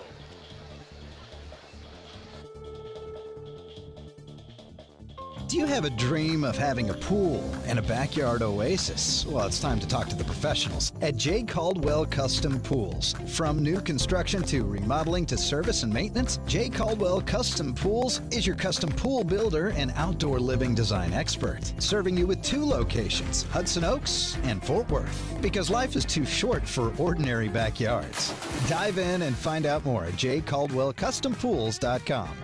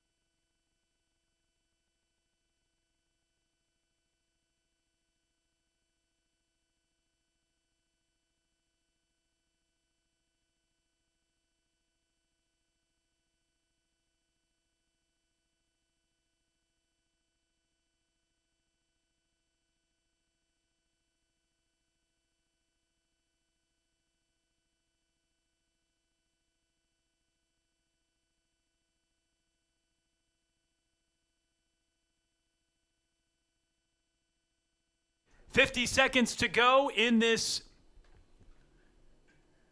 second half. You saw the extra point blocked by Jashawn Williams on the PAT, which gave Colleyville a chance to take the lead on the ensuing point after the Nick Wankambi 30-plus yard touchdown.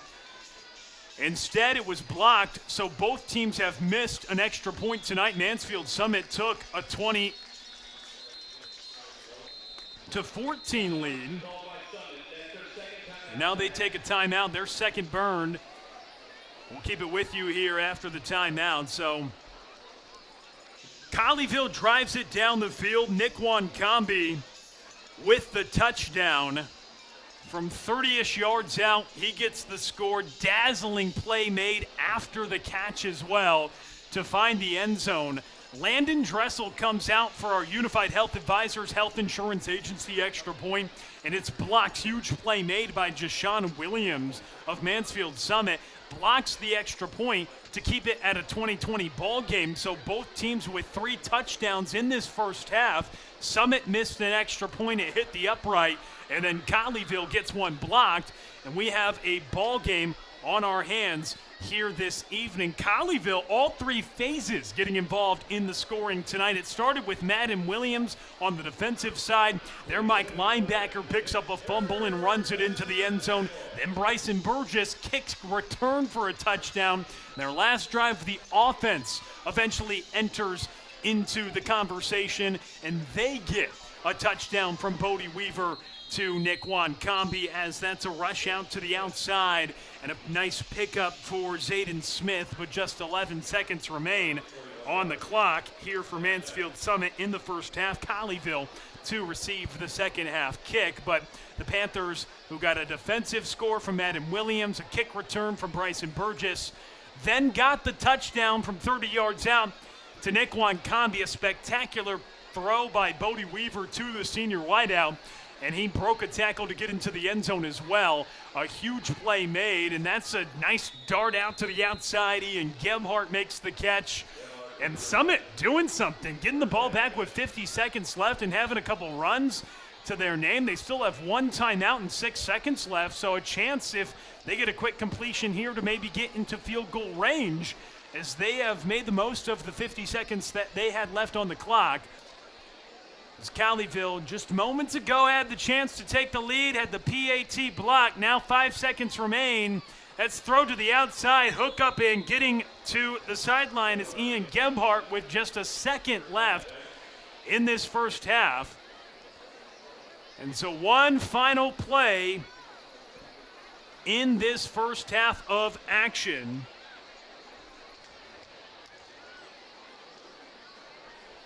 It would be about a 48-yard field goal try from here for Summit this year. Their longest that they've made is from 33 yards out. Not opting to do that with 1 second left.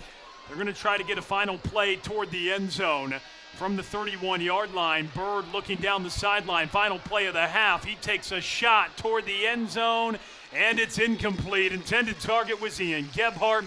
It's batted away by Jaden Hall, and that's how the first half of action ends. It was a half of football to remember. Colleyville scores in all three phases. They start with a defensive score, a kick return, and then Bodie Weaver to Nickwan Combi. PAT was blocked, which keeps it at a 20-20 ball game as both teams go to the locker room in this big 3-5A D2 district battle in Grapevine, Texas tonight at Mustang Panther Stadium. Both teams sitting at 4-1 in district play. The winner of this ball game has a great chance to have that inside track and significantly increases their chances with just a few games left in the season to be the number 2 seed and get a home playoff game. We're deadlocked at 20 at the break. Halftime coming up. You'll see some performances from the band, and we will step aside for the intermission. We'll be back for the second half in just a moment. Get ready for the second half of football coming up on Tradio after this. The clock is ticking. It's last call on 24s at Classic Chevrolet. As the #1 dealer in the world, a huge selection of 24s remain with model year-end savings, like new Silverados, $14,000 off MSRP. Or 0% APR is back. Time is running out to get model year-end savings before they're sold. New Silverados, $14,000 off MSRP will not last. Visit ClassicChevrolet.com now.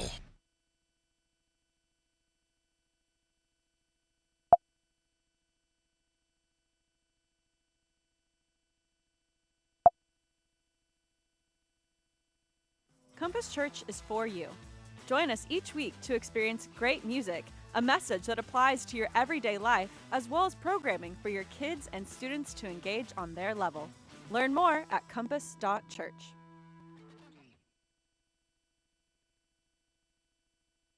All right, Buster, come on, you got this. Fix that hair on the right. Just give me hands. Give me the vicious kitty. Perfect. Hey. Hey, you. 40-yard line. Big guy. No, the other guy. I've seen your LinkedIn picture. It's not great. Bless your heart. You need a new headshot. And since you're not watching the game, watch this. Unleash your professional image with Metroplex headshots. From individual headshots to executive team portraits, we deliver exceptional quality. Metroplex headshots combines artistry and expertise to create headshots that make an impact. Visit our website at metroplexheadshots.com or call us today to schedule your session. Metroplex Headshots. Unleash your professional image.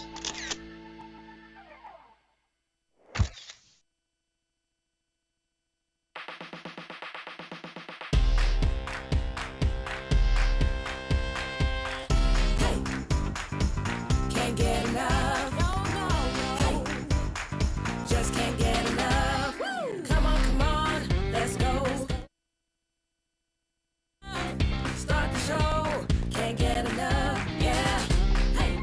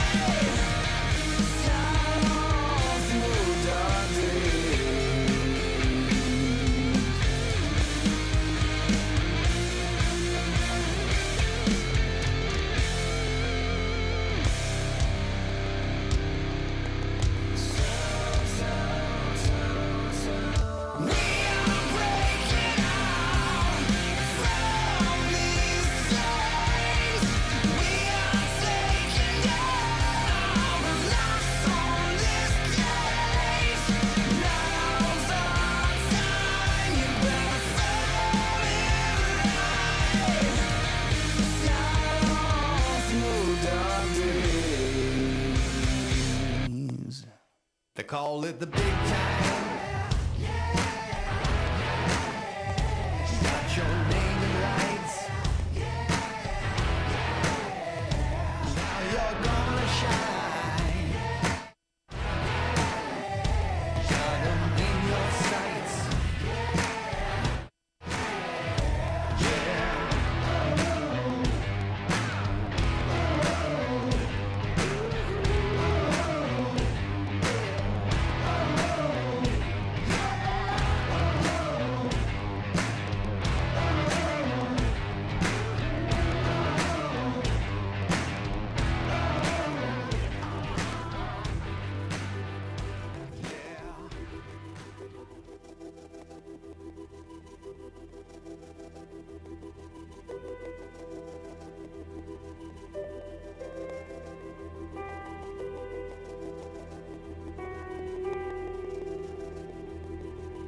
You wanna be great now. You're just trying to find a way out.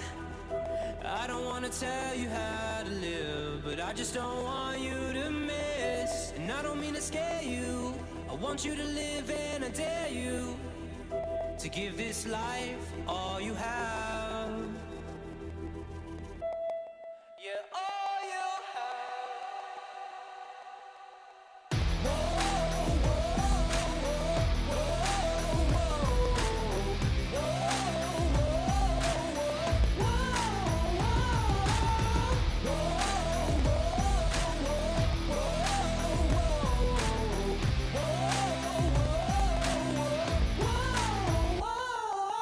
We are legendary.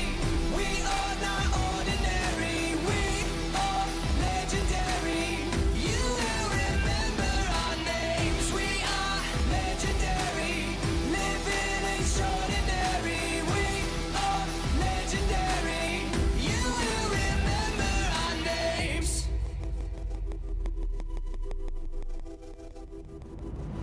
There's no way out of this.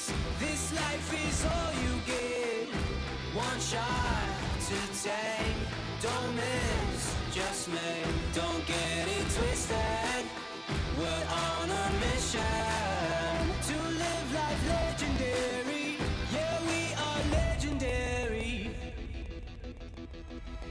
We are legendary.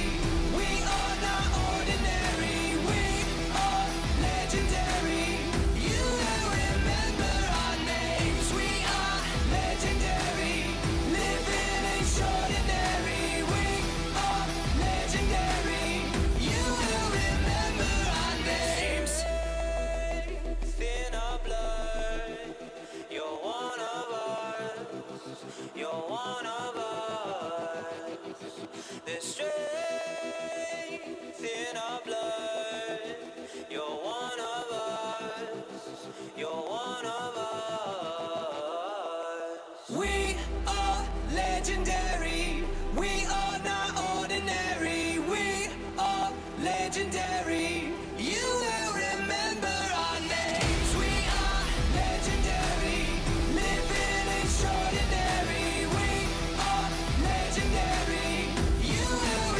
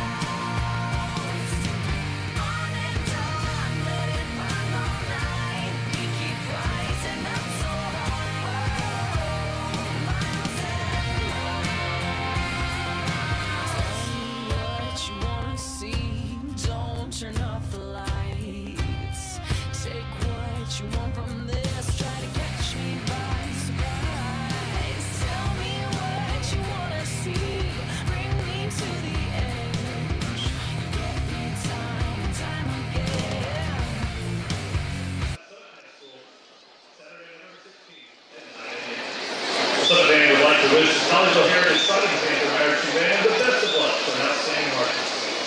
You got Happenstone High School, this is Roy Baker saying good night. Go Jags.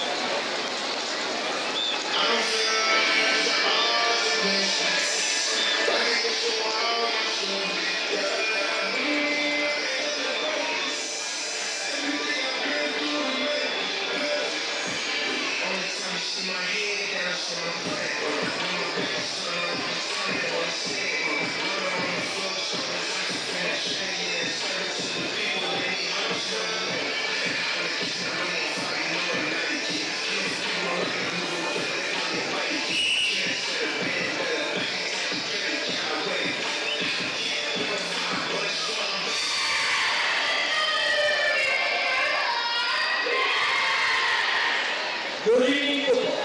Great Colleyville Lutheran School District and Colleyville Heritage High School are proud to present for your halftime entertainment the Panthers Marching Band, Dynamite, and the varsity premier Panthers. So we begin with the heart of the bill.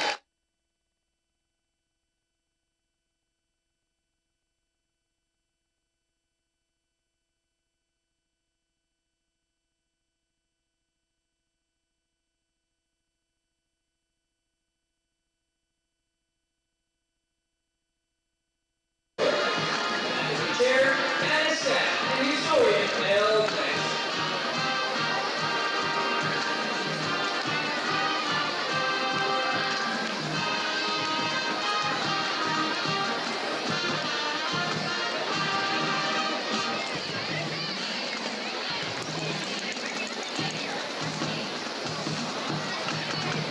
And Carolina officers are Junior Lieutenant London Morello, First Lieutenant Samantha Hernandez, Captain Reese Ford, Junior Lieutenant Danny Heisey, and Senior Lieutenant Ava Hall.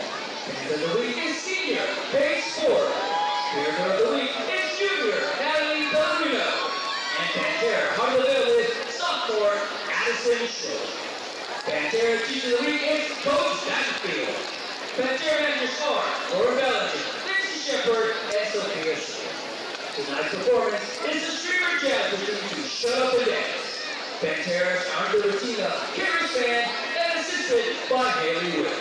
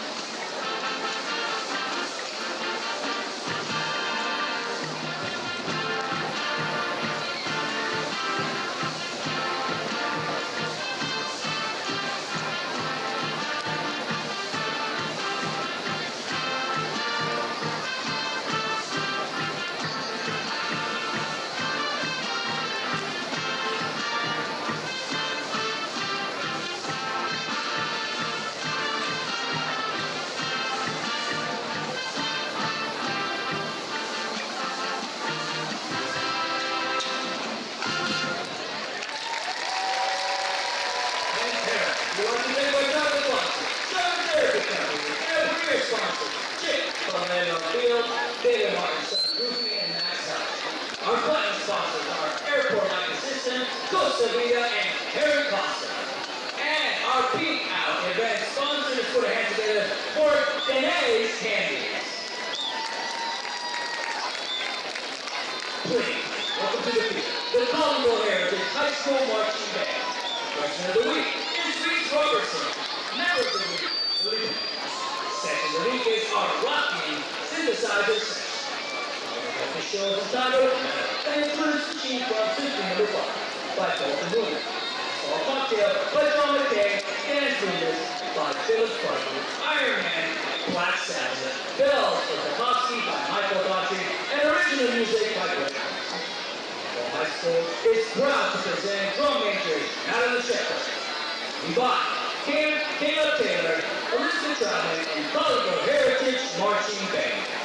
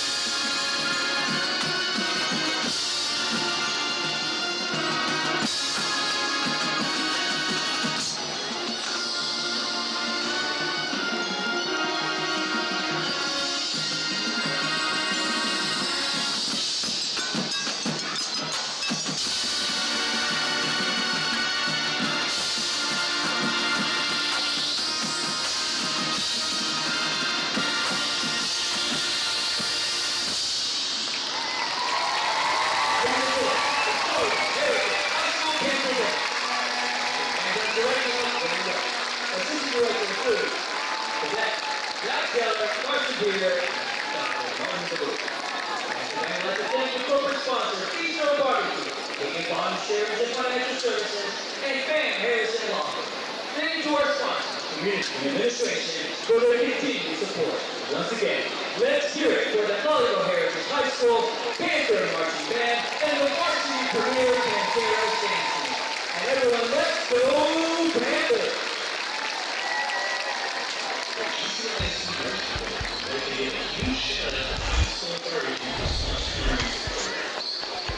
You can get pizza with delicious barbecue sandwiches now. We get a lot of concession stands, along with a variety of other conveniences.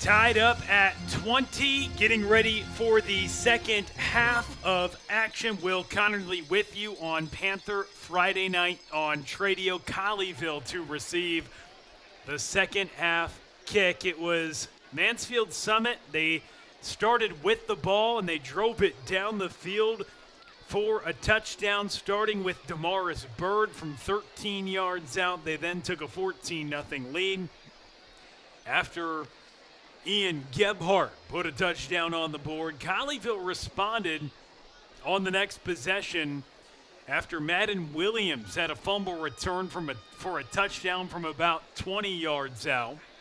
Summit then added another touchdown, their third TD drive in their first 4 times they touched the ball, and the third different Jaguars scored, a Darion Nettles from 33 yards out. Colleyville, though, then got their special teams unit involved. Bryson Burgess, a kickoff return. About 90 yards on the return for him. And then Colleyville finished the half with just 50 seconds left.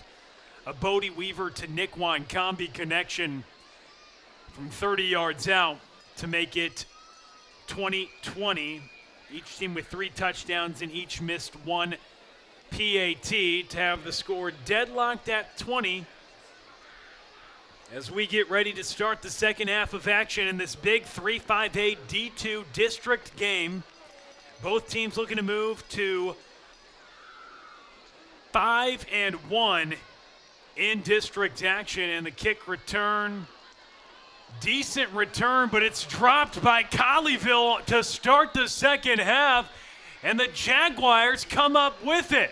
A huge turn of events to start the second half of action, and hopping on the football there is Samuel Akapo, the sophomore defensive end, ripped it out of Bryson Burgess's hands, and just like that, great field position out of the locker room for Summit. Colleyville, they had a big 90-yard kickoff return for a touchdown in the first half of action.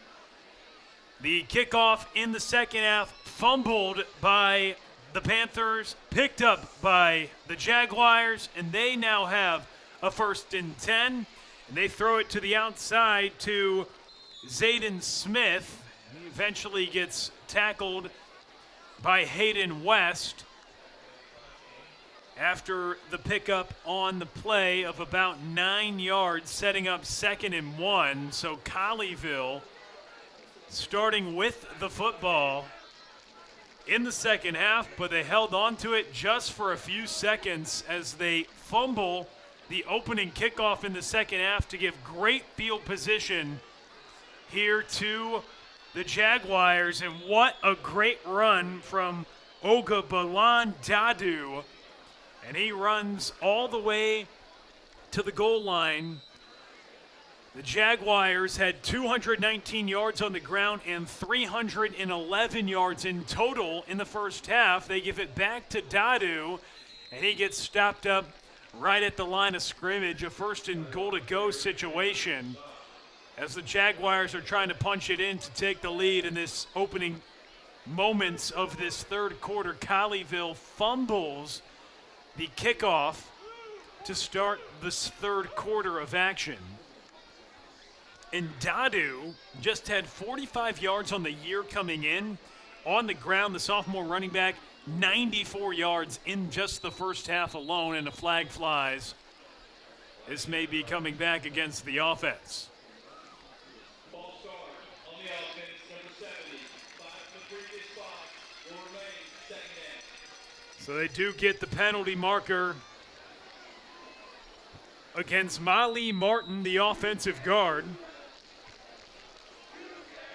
Bodie Weaver went 3 of 6 in the first half for 38 yards, had the 30-yard hookup to Nick Wankambi, which tied the ball game up toward the end of the first half. This Jaguars offense north of 300 yards in the first half of action, and they're back in business after Colleyville turns it over. And now Nettles breaks a couple tackles in the backfield, turns to the other side of the field, goes for the pylon, and no signal, out right at the 1-yard line. Adarian Nettles has been an absolute beast this season for Mansfield Summit, but here today it's been Ogamailan Dadu who has done a lot of the damage on the ground. He's approaching 100 yards on the ground today already in this beginning stage of the third quarter, but the ball, nose of the football, is just shy of the goal line. 3rd and goal to go. Colleyville looking for a stand. The quarterback is Damaris Bird in the gun. Gets the snap, gives it off to Nettles, and he gets stopped just shy of the goal line. That's going to set up a 4th and goal, just inches away from breaking the plane was the running back. And they stop him short, 4th down, and man, what a big play here. Mansfield Summit gonna go for it.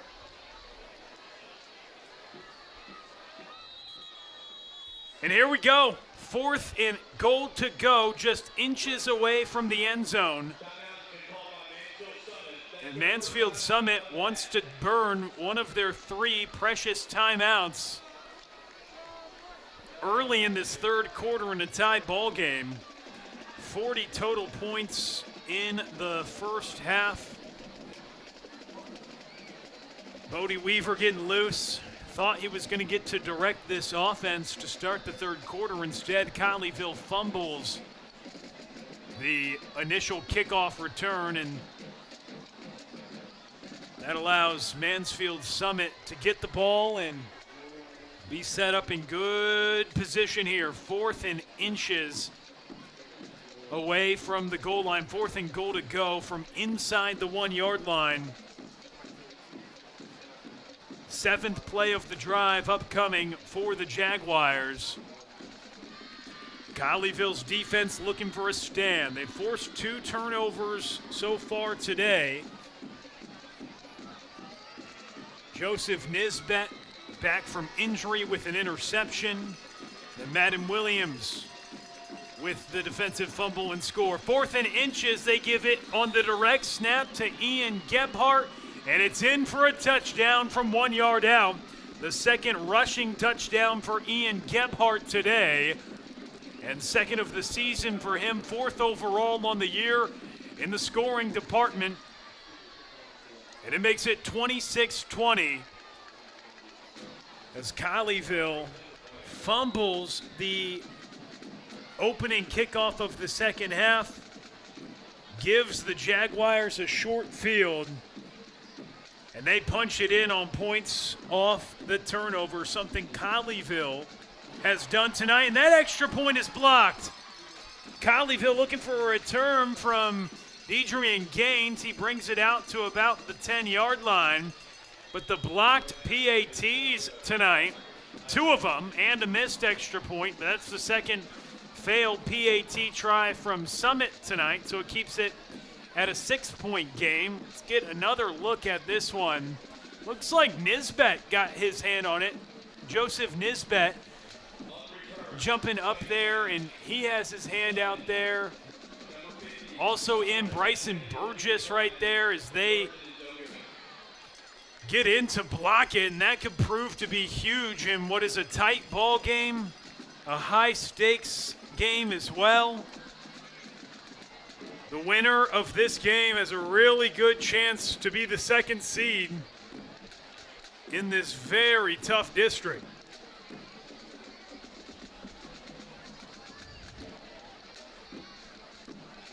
So now Colleyville set to get the football back after the score from Mansfield Summit. Ian Gebhardt punches it in on 4th and inches, 4th and goal to go from inside the 1-yard line. And they give it off to Ian Gebhardt, who gets the score, makes it 26-20. Colleyville does respond to block the extra point.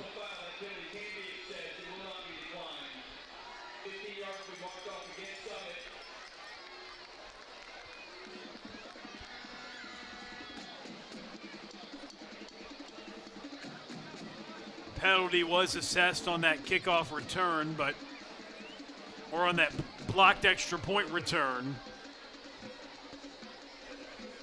against Summit, so that'll definitely help the field position game for Colleyville, as the Jaguars will have to kick it off from their own 25. If you were a little late getting back from halftime, Colleyville received the second half kickoff but fumbled on the return to give the Jaguars a short field. And they punch it in on the lost fumble on a very short field they take advantage of. But after the flag, Colleyville hoping they can be in good field position. Their return men are lined up at the 35-yard line. There is the short kick caught at the 50-yard line by Dax Hebeson, and the ball's lost again and then picked back up. It's loose down on the field. Watkins tried to get back on it, and we'll see what the signal is. Huge play coming, and it is Colleyville ball. Wow, Dax Hebeson had the ball punched out as well as the kick coverage unit for the Jaguars punching out back-to-back returns as they go short to Dax Hebeson here. Catches it around the 50. Colleyville knowing they're going to get good field position after the face mask flag, and Watkins somehow is able to hop back on it after it was punched out. But instead, Colleyville somehow jumps back on the ball. They will have good field position with a 1st and 10 from the 25 of the Jaguars. Down by 6. Sideline warning as well assessed. But a 1st and 10 from the 25-yard line for Colleyville. Bodie Weaver handoff to Bryce Abram, tries to run outside the tackles, gets stopped up by Buhaki.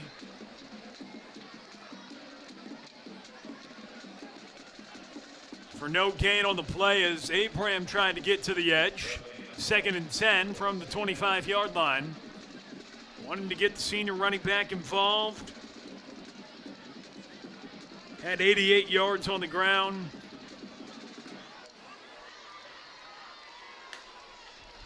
One week ago, 2nd and 10 for Colleyville from the 25-yard line. And a hit out to Samir Johnson. He can't make the catch on the bubble screen to the near side. And that sets up 3rd and 10 for Colleyville. Down by a touchdown, 8:07 to go in the 3rd quarter.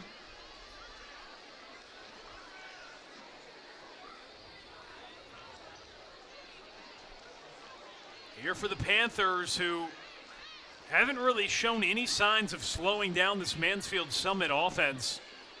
Go north of 300 yards in the first half, then you spot them a short field by fumbling the opening kickoff return in the second half, and Gebhardt gets his 2nd score. Now Bodie Weaver rolls out, throws it down the field, and it's incomplete. Looking for Bryson Burgess toward the 10-yard line at the sideline, but he can't haul that in. And it makes it a 4th and 10 here for Colleyville from the 25-yard line.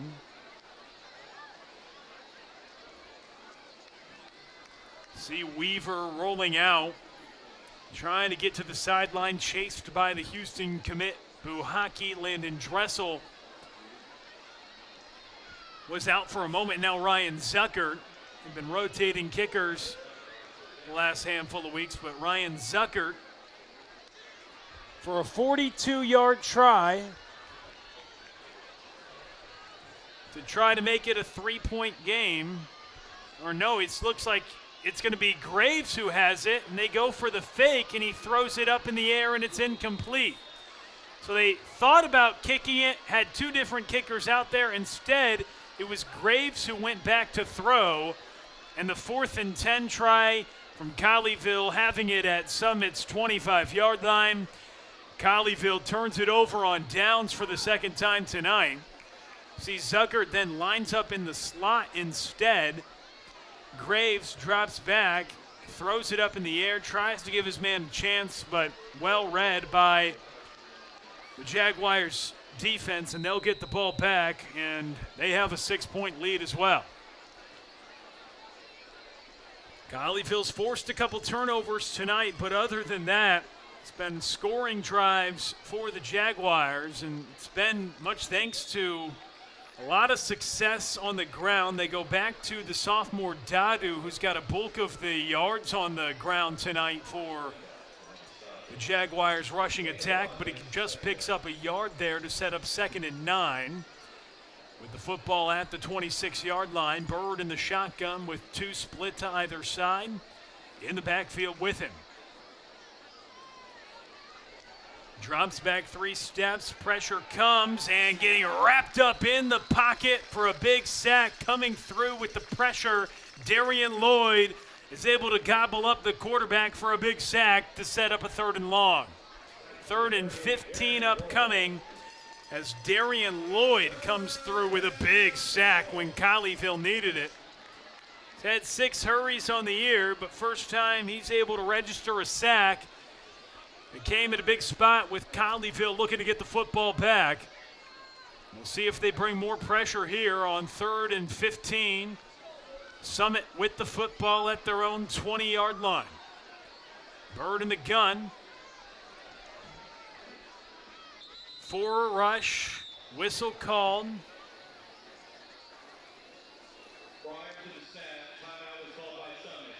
And Summit, they called their second timeout before the snap on 3rd and 15 with 6:34 to go in this third quarter. So a big play awaits in this ball game. If you're just joining us as well, quick recap for you. It was Summit who jumped out. They scored on their first 2 drives, a 14-0 advantage. They got the ball to start the game, scored, and then Colleyville went for it on 4th down, turned it over on downs at midfield. Summit scored again. Colleyville then punted, but a pass that was completed then resulted in a fumble. Madden Williams returned it for a touchdown from 20 yards out to make it 14-7.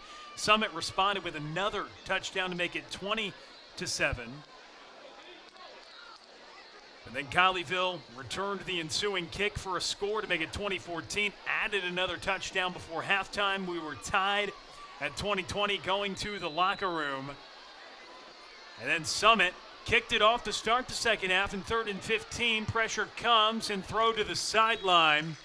It's incomplete, looking for Dominique Young, and on 4th and 15, the Jaguars will have to punt, but tied at 20 going into start the third quarter. The Jaguars kicked it off. Colleyville fumbled that kickoff to start the third quarter, gave a very short field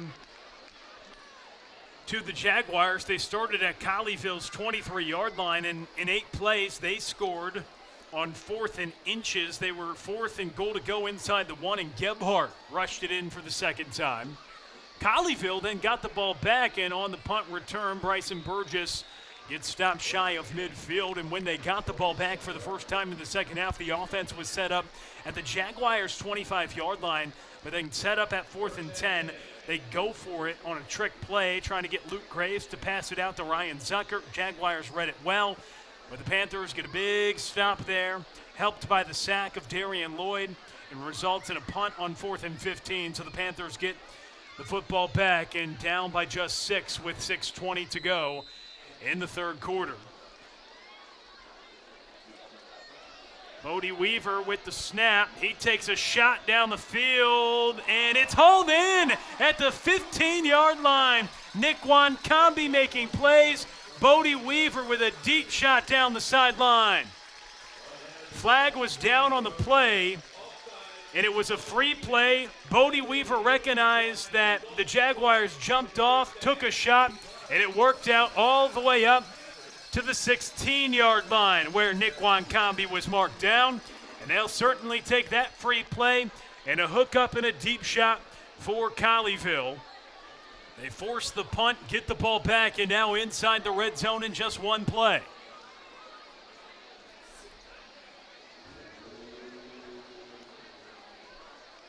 Bodie Weaver gets the snap, fires toward the end zone, and it's caught for the score. Luke Graves for the touchdown. A huge hookup for Colleyville, and Luke Graves finds the end zone for the first time this season. A 16-yard hookup to the senior tight end, and a huge score. Landon Dressel for the point after for Colleyville to take the lead. Snap is down, the kick is up, and the Unified Health Advisors Health Insurance Agency extra point is converted, and for the first time tonight, Colleyville has the lead. They're up by a point, 6:01 to go in the third quarter. A 16-yard touchdown to Luke Graves and a converted PAT puts Colleyville up by 1 on Panther Friday night on Tradio.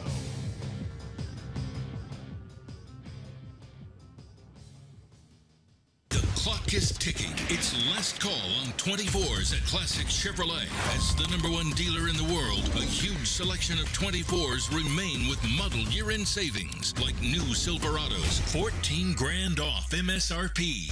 Or 0% APR is back. Time is running out to get model year-end savings before they're sold. New Silverados, 14 grand off MSRP will not last. Visit ClassicChevrolet.com now.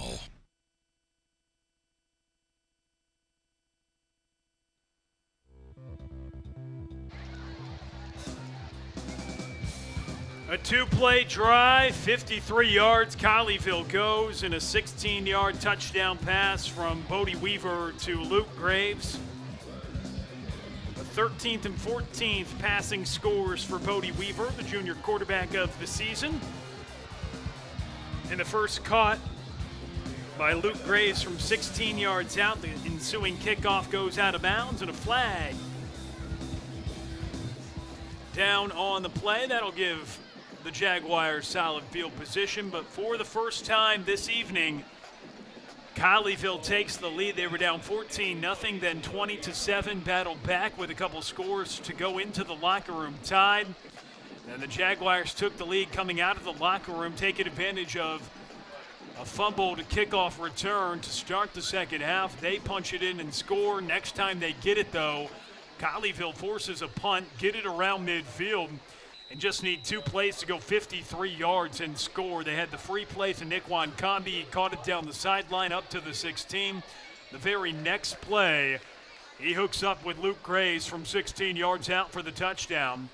So a pair of scores in the air for the junior quarterback Bodie Weaver, along with a defensive touchdown and kickoff return for Colleyville. Their 4 scores tonight, they're up by 1.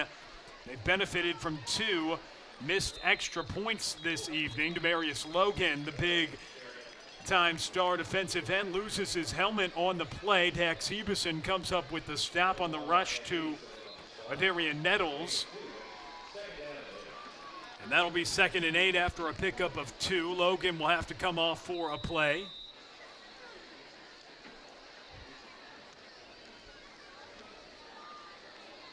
And they'll put Dylan Hammond in at defensive end. Over on the near side. They flip it out, going to the far side. Nettles with some space, and a hit applied by Colleyville's Deidrean Gaines, the senior. Makes a nice hit right at the sticks. Just a yard shy of it appears, and 3rd and 1 upcoming here for the Jaguars. See Nettles coming up right at the sticks, and man, applying the hit, Deidrean Gaines. But after that, Deidrean Gaines gets flagged for unsportsmanlike conduct. And after Colleyville was penalized just twice in the first half, another 15-yarder, they had that 15-yard pass interference call against them in the first half on the opening drive for the Jaguars that helped them continue to run it down the throats of this Panthers defense, and they get spotted on what would have been a 3rd and 1. Now a fresh set of downs, and they move into Panther territory after the 15-yard penalty. Another carry, and breaking tackles is Nettles, and Gaines brings him down, but not before. It's a big gain of 13 yards on the carry to move inside the 35 of the Panthers for this Mansfield Summit offense, running right down the throat again of this Colleyville defense.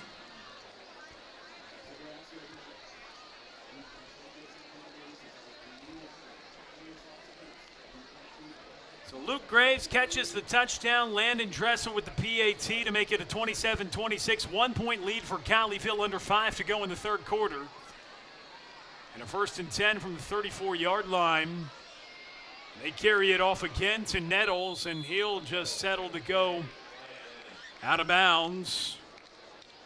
Not have much room to operate, trying to get to the edge, but a holding call against Summit. Summit's burned a couple timeouts as well in this 3rd quarter, just 1 remaining with 4:35 to go in the 3rd frame. And they'll have to back up, a 1st and 20 upcoming after the holding call. A lot of points on the board tonight. Colleyville had only allowed, as you see the clear holding call there on the replay, just 21 points in their last 2 weeks and 21 points combined in their last 3 wins. They had a shutout win of 10-0 against Timberview as well in there, but first and long now for the Jaguars. They get a quick hit out to Dominique Young. Makes the catch around the 40-yard line. They'll still make it second and behind the sticks.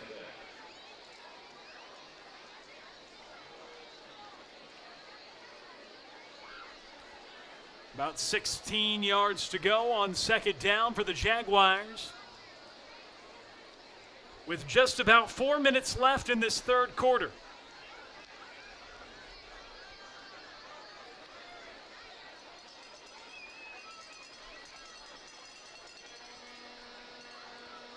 Motion comes from the slot. Pressure comes into the backfield. Bird takes a shot down the field, and it's incomplete. Good coverage in the back secondary by Jaden Hall. They looked for Dominique Young in the end zone as Bird was flushed out of the pocket, and it makes it third and long. 15 yards to go. We'll see if Jerry Edwards and this Colleyville defense can bring the heat once again. The holding call complicating things on this drive for Summit. Was really moved the ball down the field with ease tonight. And flags fly.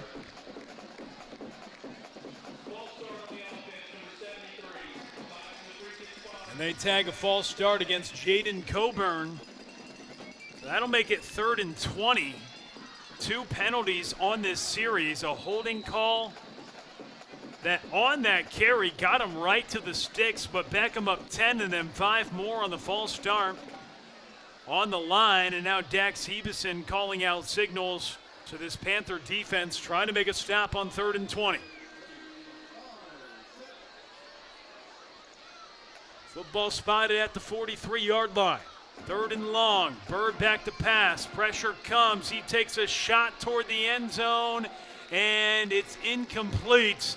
Looking for Young once again, and it's another nice stand by the Panther defense. Jaden Hall again in coverage on Young in the end zone. They took a deep heave down the field, but 4th and 20 will bring out the special teams unit for the Jaguars. Colleyville to get the football back. You see the deep shot looking to give his man Dominique Young a chance in the end zone, who does have 5 touchdowns receiving on the season.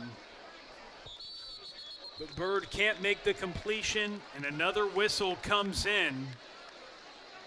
The 4th flag of the drive. Mind you, Colleyville had a unsportsmanlike conduct penalty to allow Summit to move into Colleyville territory, but the second false start and a holding call as well. And 4th and quarter of the field upcoming now for the Jaguars. Maybe gives them more room to punt the football.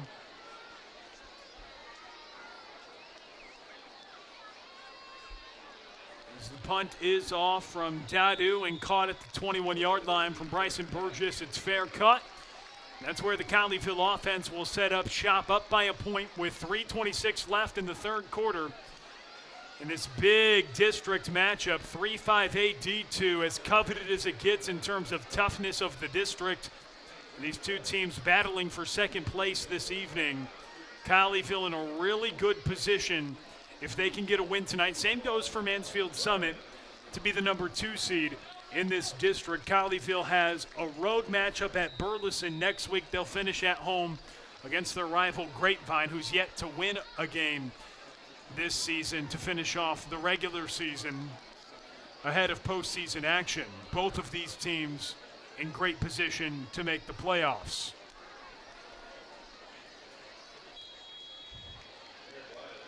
They give it off to Gerard Wiley on the carry. No gain on the play. 2nd and 10 upcoming for Colleyville. Jaguars only gained 27 yards on a 10-play drive that results in a punt. Gives Colleyville the ball back. And credit Gerard Wiley with a gain of a yard on the play. Summit defense has done a decent job on Wiley, just 31 yards on the ground. They give it to him here, though, and he has a nice hole up across the 30-yard line. Gets to about the 31, and that moves the chains for Colleyville. A pickup of 10 yards for Gerard Wiley on the 2nd down carry. Keeps the chains and clock moving with 2.5 to go in the 3rd quarter.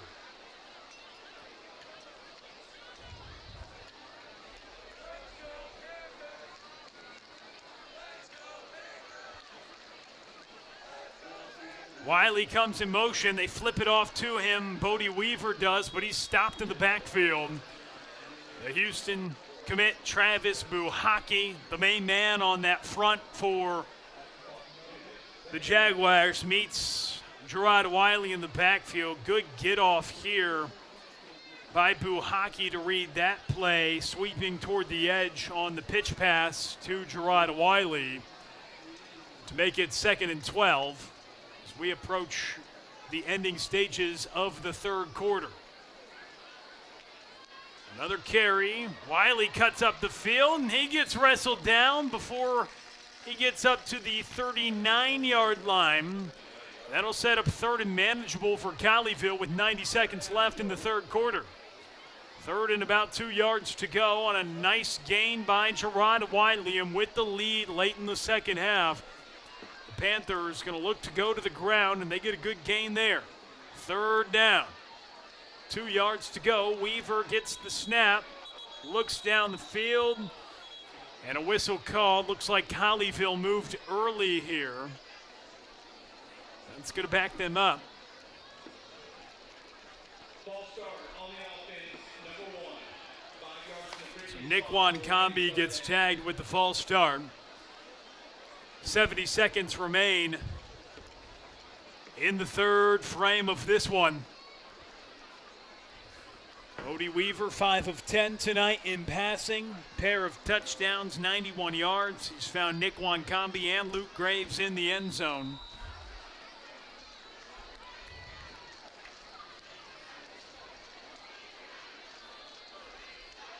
Third and 7. Weaver escapes the pocket. Shoots it downfield. Had his man, but it's incomplete as it goes through the hands of Landon Dressel. And it sets up 4th and 7 for Colleyville. And that'll bring out Ryan Zuckert for the punt.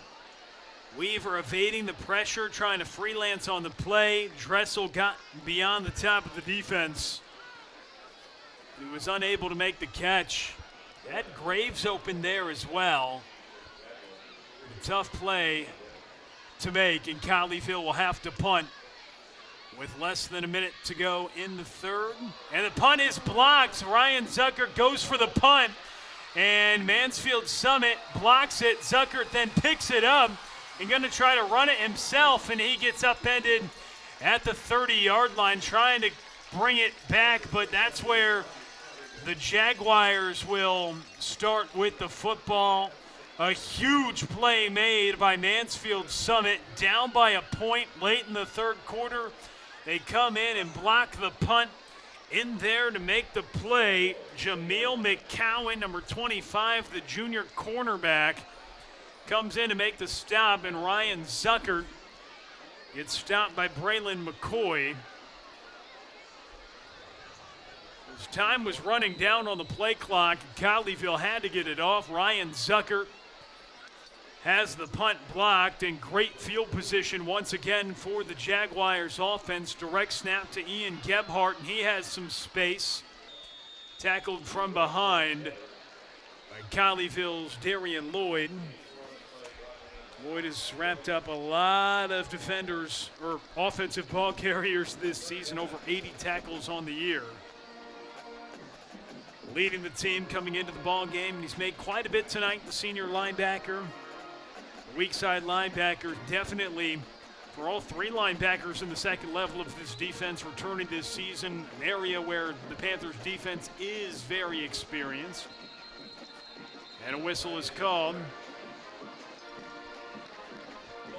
And a false start against the Jaguars with just 1 second left in the third quarter. So Mansfield Summit, a team that's been very disciplined, not a team that's really beat themselves this year. Just one district loss coming in, but that'll mark the end of the third quarter of action. After the false start, they'll have to back up, and we will move forward to the fourth quarter next. It's Panther Friday night on Tradio.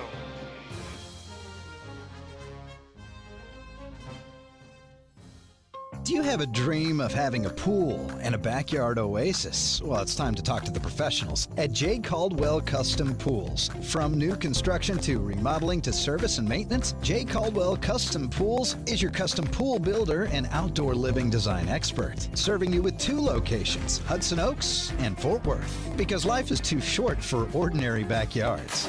Dive in and find out more at jcaldwellcustompools.com. Compass Church is for you. Join us each week to experience great music, a message that applies to your everyday life, as well as programming for your kids and students to engage on their level. Learn more at compass.church.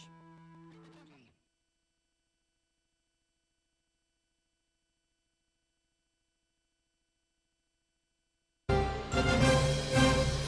faithful here at Mustang Panther anticipating it's going to be a great finish to this one. 1-point game as we start the fourth quarter on 2nd and 11 of fired down the middle. Incomplete, intended for Zayden Smith, who's been the leading wide receiver this season for Mansfield Summit, but it is incomplete.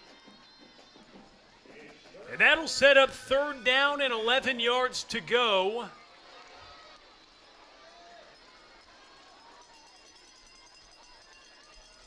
For the Jaguars, big play coming up from the 31-yard line as we start the fourth quarter of action.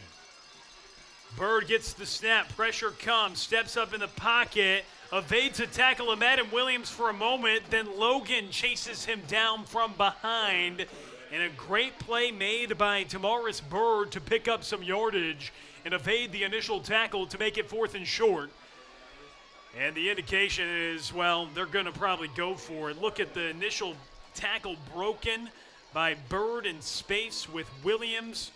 Logan chases him down, but a big 4th and 2 awaits. Bird in the gun, and it's Colleyville who wants to burn a timeout. Their first of the half. So Colleyville with just 2 remaining, Summit with 1. In this big district battle, both teams looking to move to 5-1 in 3-5A D2 district play. 3 teams right now with 4 wins. Arlington, Seguin, and then these 2 teams, however, Seguin 4-3 in district play. They just have 1 game remaining. Meanwhile, the winner of this game will move to 5-1 in district action, and we'll have an inside shot as you get a look at AJ Juarez, our executive producer tonight for Panther Friday night on Tradio. But a big chance for one of these teams to get an opportunity to come into the ball game and win this one to move to 5-1. Not only be alone in second place in the district, but still have a chance. Now Argyle would have to lose 2 of their next 3 games, including tonight, pending on what their score is going up against Burleson right now. So still not controlling their own destiny, but a chance to be sole possession of second with an outside chance at the top seed in the district, something Summit has not won a district title since 2011, as that's a run to the outside. And that is not going to be a first down. Colleyville comes in and makes the stop. Turnover on downs. Madden Williams with a big-time stop. And Colleyville comes in to make the play. A turnover on downs, and the offense will come back on the field. Madden Williams has made plays all night long after he just missed a tackle on that third down play. Helps Colleyville get the ball back there. Number 9, the Mike linebacker for Colleyville, does have a fumble return for a touchdown tonight. Was the first score for the Panthers in the first half. And now Colleyville sets up with their own 1st and 10. And the ball is lost for a moment. Are they going to call Gerard Wiley down? They're not. It's a lost fumble. And just like that, the ball is given right back to Summit. A present for the Jaguars as they recover a fumble. In there to hop on the loose ball was Cameron Hall as Gerard Wiley just loses it. And it is picked up by the Jaguars. In there initially with Jameel McCowan, and the ball is just loose on the turf, and a dagger by Colleyville's offense on the initial play, up by a point, forcing the turnover on downs. They lose the football and give it right back to the Jaguars. Dadu on the initial carry, and he gets inside the 20-yard line for a pickup of about 4 yards. 2nd and 6 awaits here in this fourth quarter. 11.5 minutes remain in regulation. Colleyville trying to hold on to a 1-point lead, but 2 lost fumbles in this second half for the Panthers. They just forced a turnover on downs on 4th and short. They fumble it on the ensuing play on a Gerard Wiley lost fumble. 2nd and 7. Bird gives it back off to Dadu, and he breaks the initial tackle from Williams. And Colleyville saying they hop on the football, and it's lost once again. Dax Heveson comes up with it. What is going on here in Grapevine, Texas? Now the officials converse, but did we just see back-to-back lost and then recovered fumbles? Was the initial indication. But it looks like they're going to say the Jaguars were down on contact because the Colleyville defense heads back out onto the field.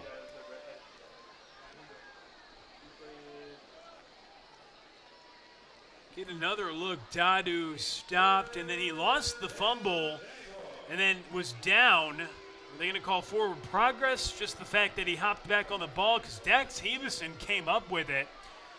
But instead, it's a 3rd down. They actually gain yardage on the play, sets it up about 3rd and 5 actually here. So Summit avoids disaster. Bird with the snap, looks toward the end zone, fires it to his man, Adarian Nettles, and it hits him in the chest. Nesbitt was in the coverage. Joseph Nisbet comes up. He had the interception coming back from injury here tonight. Joseph Nisbet in there on the coverage, but really just a drop pass from Adarian Nettles to set up the 4th down, and 4th and 5 upcoming for Summit. Down by a point in the fourth quarter. 4th and 5 from the 17-yard line. They're going to go for it. So Colleyville just stopped the Jaguars on 4th down from this area of the field. 4th down once again. Bird looks to pass toward the end zone. It's incomplete. Lloyd was in tight coverage. They targeted Nettles once again toward the end zone. It's incomplete. So for the 2nd consecutive drive, the Panthers defense forces a turnover on downs, a stop on 4th down to give the Panthers the football back. The last time, though, the Panthers got it back right at this area of the field moments ago. They lost their 2nd fumble of the half. The first came on the ensuing kickoff, or the initial kickoff of the second half. That gave the Jaguars a short field. Here, though, the 2nd consecutive turnover on downs, as the Jaguars can't convert on 4th down, gives it right back to the Panthers. They now have a 1st and 10. Quick pass and near interception. Instead, it goes into the hands of Nick Wankambi. Jameel McCowan had his hands on it. It deflected off the defender, went to Nick Wankambi's hands. You nearly saw the Panthers turn it over on the first play of a drive for the 2nd consecutive drive, but they avoid disaster as well, and it goes into the hands of Nick Wankambi for a gain of a couple yards. Oh my gosh. Nick Wankambi, right place, right time to make the catch. But a Panther down on the field, and we're going to step aside and take a quick timeout.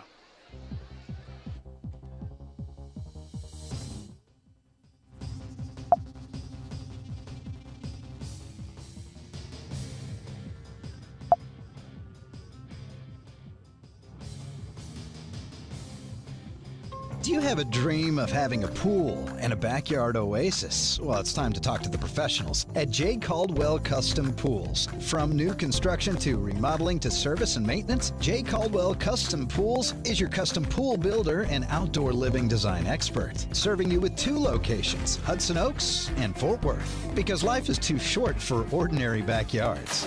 Dive in and find out more at jcaldwellcustompools.com.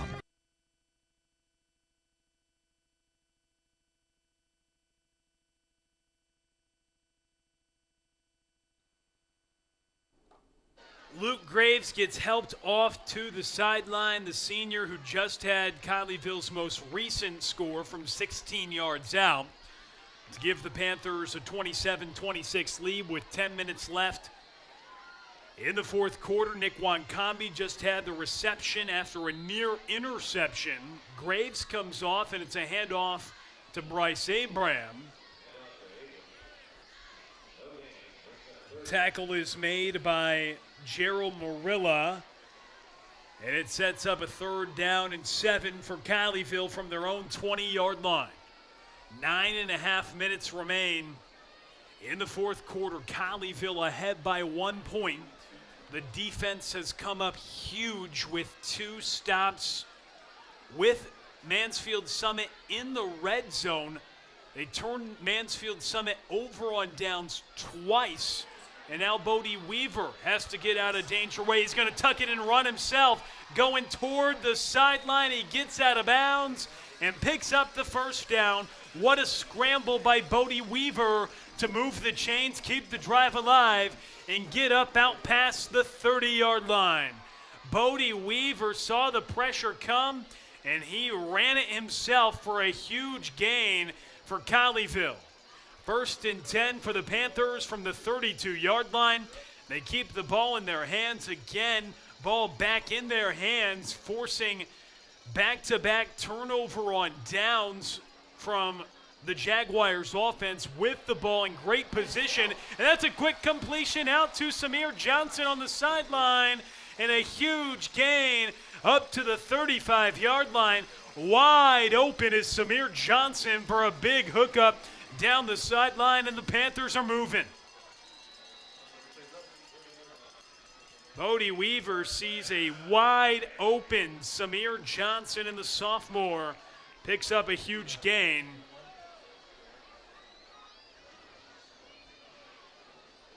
A 1st and 10 from the 33. Weaver looks to the sideline. Abraham in the backfield. They carry off to Bryce Abraham, and he twists and turns, and a good run of 9 yards up to the 25-yard line to set up 2nd and short for the senior running back on a good carry after the big shot down the field for Samir Johnson, who had a nice play. Then Bryce Abraham gets a good carry. Pickup of about 8, 2nd and 2 upcoming with 8 to go in the fourth quarter. Colleyville looking to go up 2 scores, driving with the football now in the fourth quarter.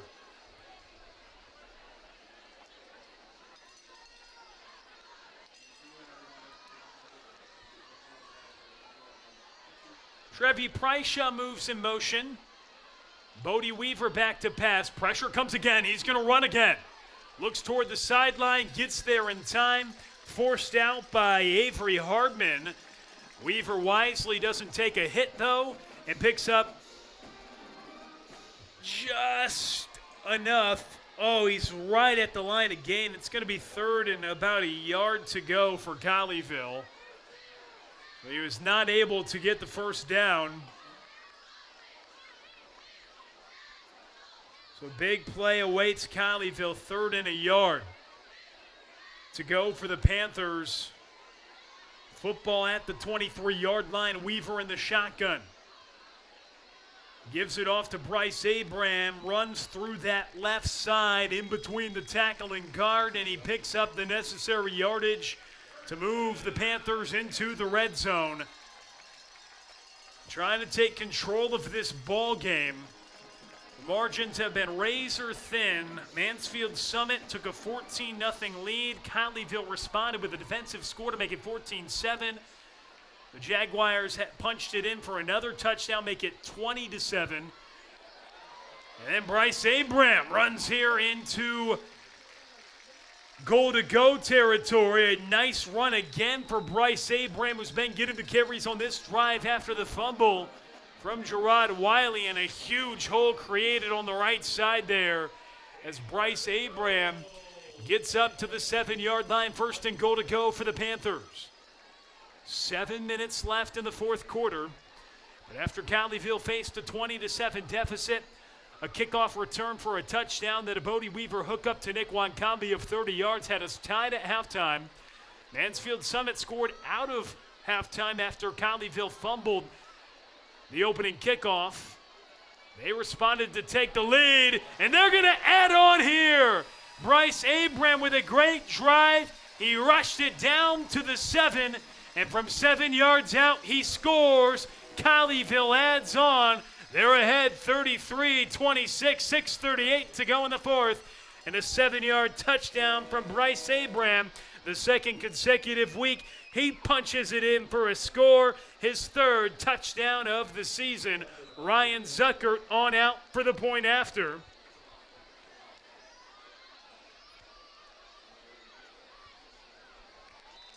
And it's true. PAT brought to you by Unified Health Advisors, Health Insurance Agency. It's an 8-point Panther lead. Bryce Abraham from 7 yards out. And the Panthers on top in this crucial district matchup here at Mustang Panther. We'll be right back. It's Panther Friday night on Tradio. All right, Buster, come on, you got this. Fix that hair on the right. Just give me hands. Give me the vicious kitty. Perfect. Hey. Hey, you. 40-yard line. Big guy. No, the other guy. I've seen your LinkedIn picture. It's not great. Bless your heart. You need a new headshot. And since you're not watching the game, watch this. Unleash your professional image with Metroplex headshots. From individual headshots to executive team portraits, we deliver exceptional quality. Metroplex headshots combines artistry and expertise to create headshots that make an impact. Visit our website at metroplexheadshots.com or call us today to schedule your session. Metroplex Headshots. Unleash your professional image.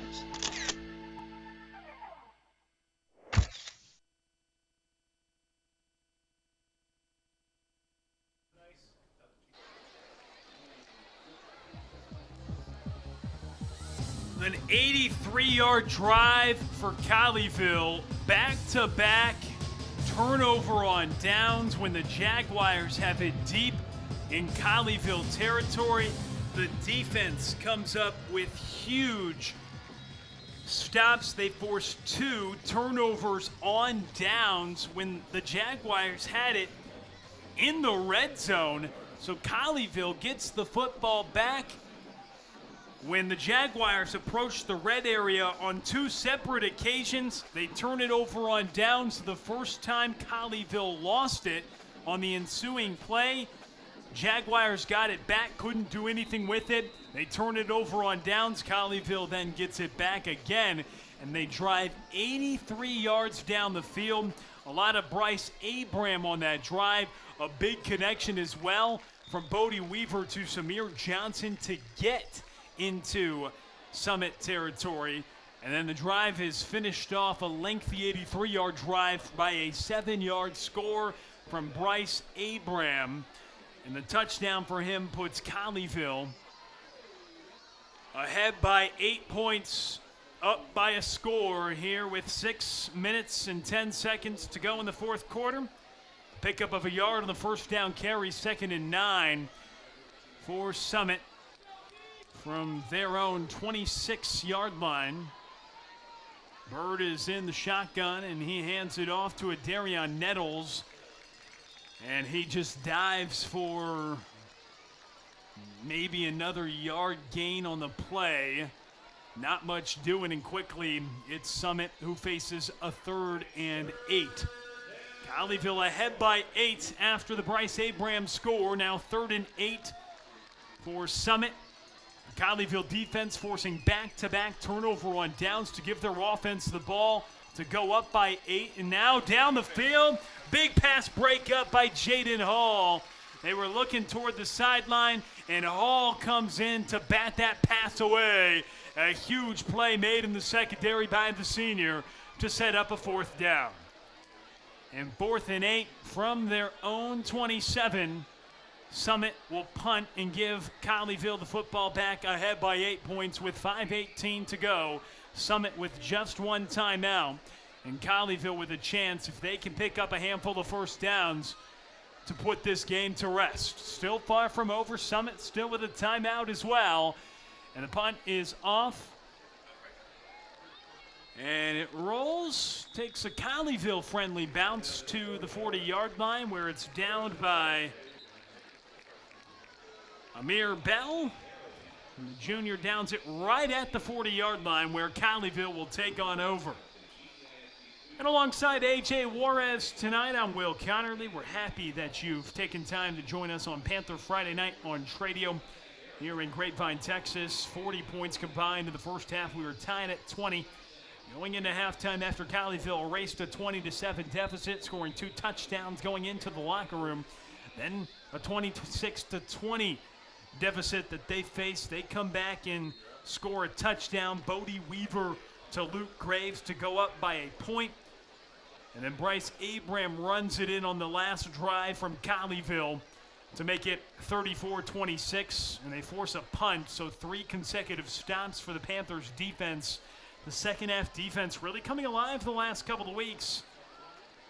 The one score in the second half for Summit came on 4th and inches, 4th and goal to go from inside the 1-yard line from Ian Gebhardt, his second rushing touchdown of the game. And here's Bryce Abram again, a big carry across midfield for a first down as the clock will continue to wind with 4:29 to go in the 4th quarter. But that lone scoring drive for Summit in this second half came on a short field after Colleyville fumbled the opening kickoff of the second half.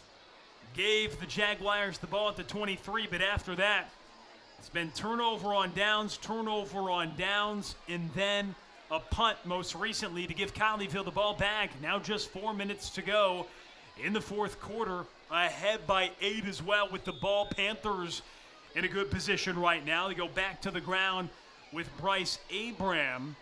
And after Summit gained 311 yards in the first half, just one 23-yard scoring drive, and then 3 consecutive stops, 2 turnovers on downs, then a punt. Not much doing on offense for the Jaguars in the second half. Colleyville answered, though, the initial score in the second half with a Luke Graves touchdown. He has later gone off to the sideline in this second half of action, but good to see that he is back out there for Colleyville. And Bryce Abram runs to the second level, right to the area of where Graves was, for a pickup of about 10 yards for a first down. Once again for Colleyville, they continue to move the chains as it's just 3:15 left in this 4th quarter. Clock stops for a moment with the first down. Summit does have 1 timeout remaining. You would think they would try to burn it at some point here if they want to get the football back. If Colleyville gets into field goal range, they can go up by a couple scores under 3 minutes to go in the 4th quarter. They keep it on the ground. Gerard Wiley gets pushed down by Trent Eatman. After a pickup of maybe a yard, Wiley's first touch after he fumbled the football to give the Jaguars the ball right near the red zone, but Colleyville responded, forcing a second consecutive turnover on downs, and then drove it all the way down the field, 83 yards. Abram with the score from 7 yards out to go up by 8. They then responded, forcing a punt, and now ahead by 8 with 2:20 to go in the 4th quarter. Summit still with a timeout in their pocket. 2nd and 10. Colleyville going to keep it on the ground, stopped in the backfield here.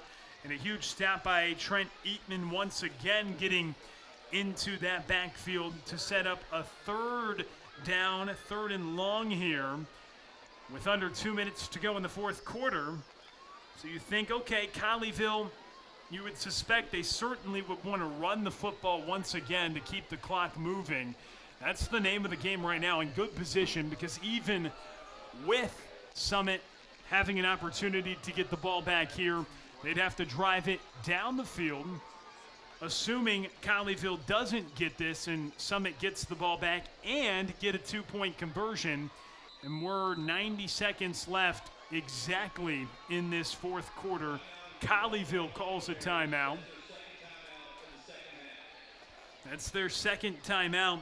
So each team with just 1 remaining with 1:30 left in the 3rd. Colleyville faces a 3rd and 12 from the Jaguars' 36-yard line. So if they don't get any yards, you would think they would try to punt to go to pin deep. Does Zuckert have the range? Perhaps, but it just depends on how many yards they get, Zuckert or Dressel, the 2 kickers in that room. You're looking at a 53-yard try now. And a converted field goal, any type of points on this drive for Colleyville could all but end it. But instead, what they could do as well, you would think they want to run the football, force Summit to use that final timeout. And then Summit could get the ball back with 1 minute and some change, maybe 1:20, depending on what happens on this play. So certainly not over. Summit with a chance to get the ball back, trying to get off the field on 3rd and 12, trips to the near side. Bodie Weaver back to pass, looks down the field, takes a shot toward the end zone, and it's intercepted. In the end zone, huge play made by Devontae Johnson. Colleyville doesn't go to the ground. Johnson gets the interception. It was in the end zone, so a touchback with 1:20 remaining, and it doesn't force Summit to use their final timeout. Surprised that Colleyville went to the air there, as they could have had Summit in a situation with no timeouts. And remind you, they moved the ball in short order with 50 seconds left in the 1st half. They drove it all the way down the field with just 1 timeout. They weren't able to put points on the board, but now, with 80 seconds left and a timeout, they're in a position to try to drive the ball down the field, and they would have to convert a 2-point conversion. So we'll see. They have not had much to write home about on the offensive end. On their last 3 drives, it's been 2 turnover on downs deep in Colleyville's territory, and then a punt as all the officials converse. And in a similar situation last week, when Seguin had a chance to try to drive down the field, they had more to do as well. The pass rush came alive. You would expect that again. And Demarius Logan came through. He's been just unbelievable this year. 34 quarterback hurries this year and 6.5 sacks. He had 2.5 sacks and 6 hurries alone last week. And you would think number 13, you see him right there, standing by the officials, going to be licking the chops to try to get to the quarterback. Demaris Burden try to seal this game for Colleyville. Of course, the Jaguars with other ideas looking to drive the ball down the field, but you wonder what this conversation is about. After the interception in the end zone, it's a touchback to give the football to the Jaguars, marked at the 20-yard line. Now the referee comes to the Colleyville sideline to make some explanations. Wonder what we see here. Now they're going to both sidelines.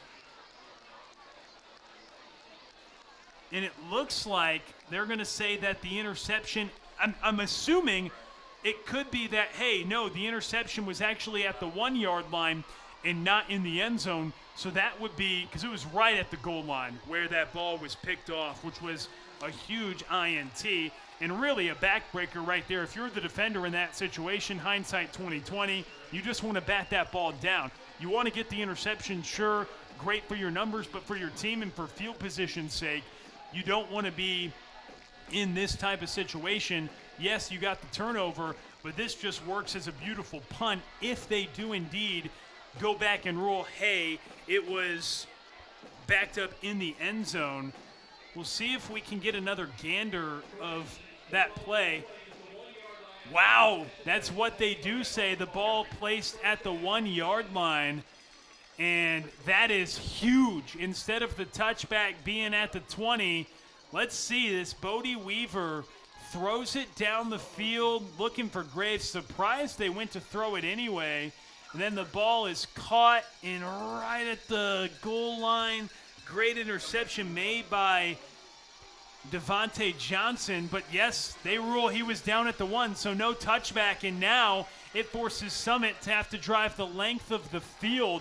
They're going to need a 99-yard drive and a 2-point conversion with now 1:14 remaining in this fourth quarter of action, 2nd and 10 after the incomplete pass. So that is a huge call in this game. Instead of a touchback on the interception, when the ball could have been batted down, you could have had it closer toward the 30-yard line. A touchback, you take it at the 20. No, instead the 1-yard line.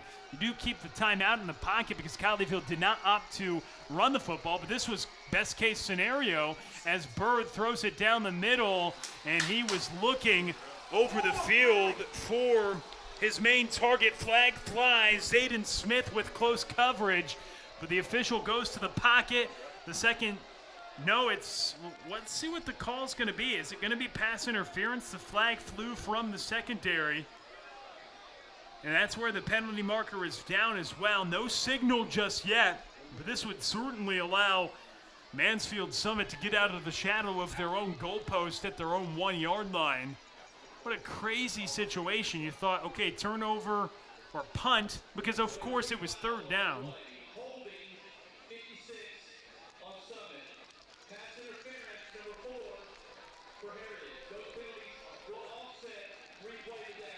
Wow, so holding against Summit and pass interference, the penalty's offset.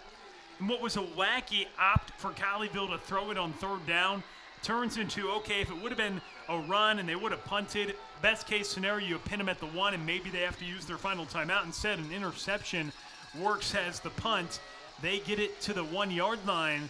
They have to drive the length of the field, but a holding and PI, penalty's offset.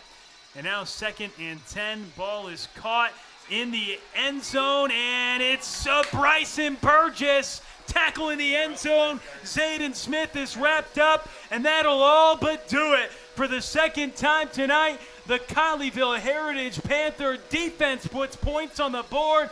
Bryson Burgess makes the tackle in the end zone, and it's a safety. Panthers add on 2.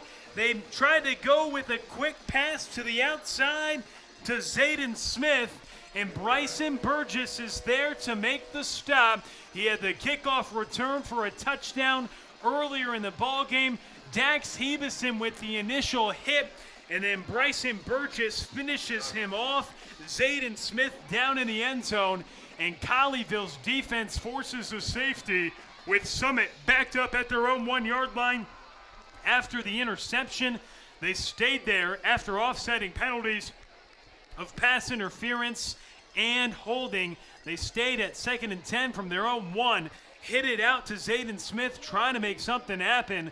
Dax Hebeson got there first. He stopped Smith for a moment, and Bryson Burgess makes the game-winning tackle for Colleyville Heritage. A safety adds 2 points on the board, and for the man that had the kickoff return when Colleyville faced a 20-7 deficit, to put Colleyville in position to be down 20-14, then add another score at the tail end of the first half to be tied going into the locker room. Bryson Burgess comes through again with a big-time tackle. The safety is made, and Colleyville adds points on the board. They're now up by 2 scores with just about a minute to go in this fourth quarter, and they're set to get the ball back, as Summit will have to kick it off to Colleyville after the safety. Wow, what a defensive stand on the last 4 series for the Panthers defensively. 2 turnovers on downs when the Jaguars had it deep in Colleyville territory. They force a punt after Darian Lloyd had a big sack, and then backed up at their own 1-yard line after a huge call that went in favor of the Panthers. It's Bryson Burgess who comes through with the tackle to force the safety.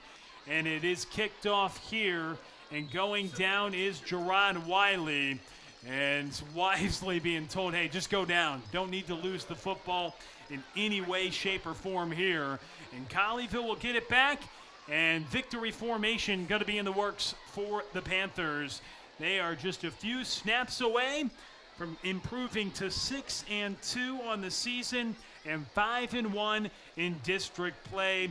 They are certainly in a great position and have the inside track now to be the number 2 seed in 3-5A D2 district action, which means a home playoff game likely in the works for Colleyville Heritage, as well as a playoff berth being secured tonight with the victory. They'll also have a great chance if they can have success against Burleson and Grapevine. Burleson on the road next week, Grapevine here, and the rivalry between the two teams that share the same stadium to finish off the year in the regular season finale ahead of postseason action. The Jaguars, after winning 4 consecutive district games, will drop their second consecutive district game. They're going to move to 4-2, but they still are in a great position to make the postseason as well. The Jaguars fall to 4-2. The Panthers improve to 5-1 in district play. They pick up their 6th victory of the season. They'll certainly be heading back to the postseason with this victory tonight, and a great chance for the number 2 seed and a home playoff game as well coming up in the postseason in mid-November here in Grapevine, Texas. That's a wrap. Final score 36-26. Colleyville wins it. Bryson Burgess with the kickoff return, and then the tackle in the end zone for the safety. Our player of the game tonight, Brody Weaver, had a pair of touchdown scores to Nick Wankambi and Luke Graves. Madden Williams with a defensive score as well. And Colleyville Heritage also got Bryce Abram to find the end zone on the ground. The Panthers defense with a huge second half. They put points on the board twice in this game, 10 in total. The special teams unit as well. That's 17 points from special teams defense. And all in all, Colleyville wins by 10, 36-26 at home, continuing to stay on a roll. They're 5-1 in district play, and a great chance for the number 2 seed in 3-5A D2. Jerry Edwards and company move to 6-2 on the year. And that's a wrap for Panther Friday night on Tradio. For our producer, A.J. Juarez, I'm Will Connerly saying so long from Mustang Panther Stadium here in Grapevine, Texas. Colleyville wins it. Final score 36-26. So long from Mustang Panther. Thanks for tuning in to Panther Friday night on Tradio.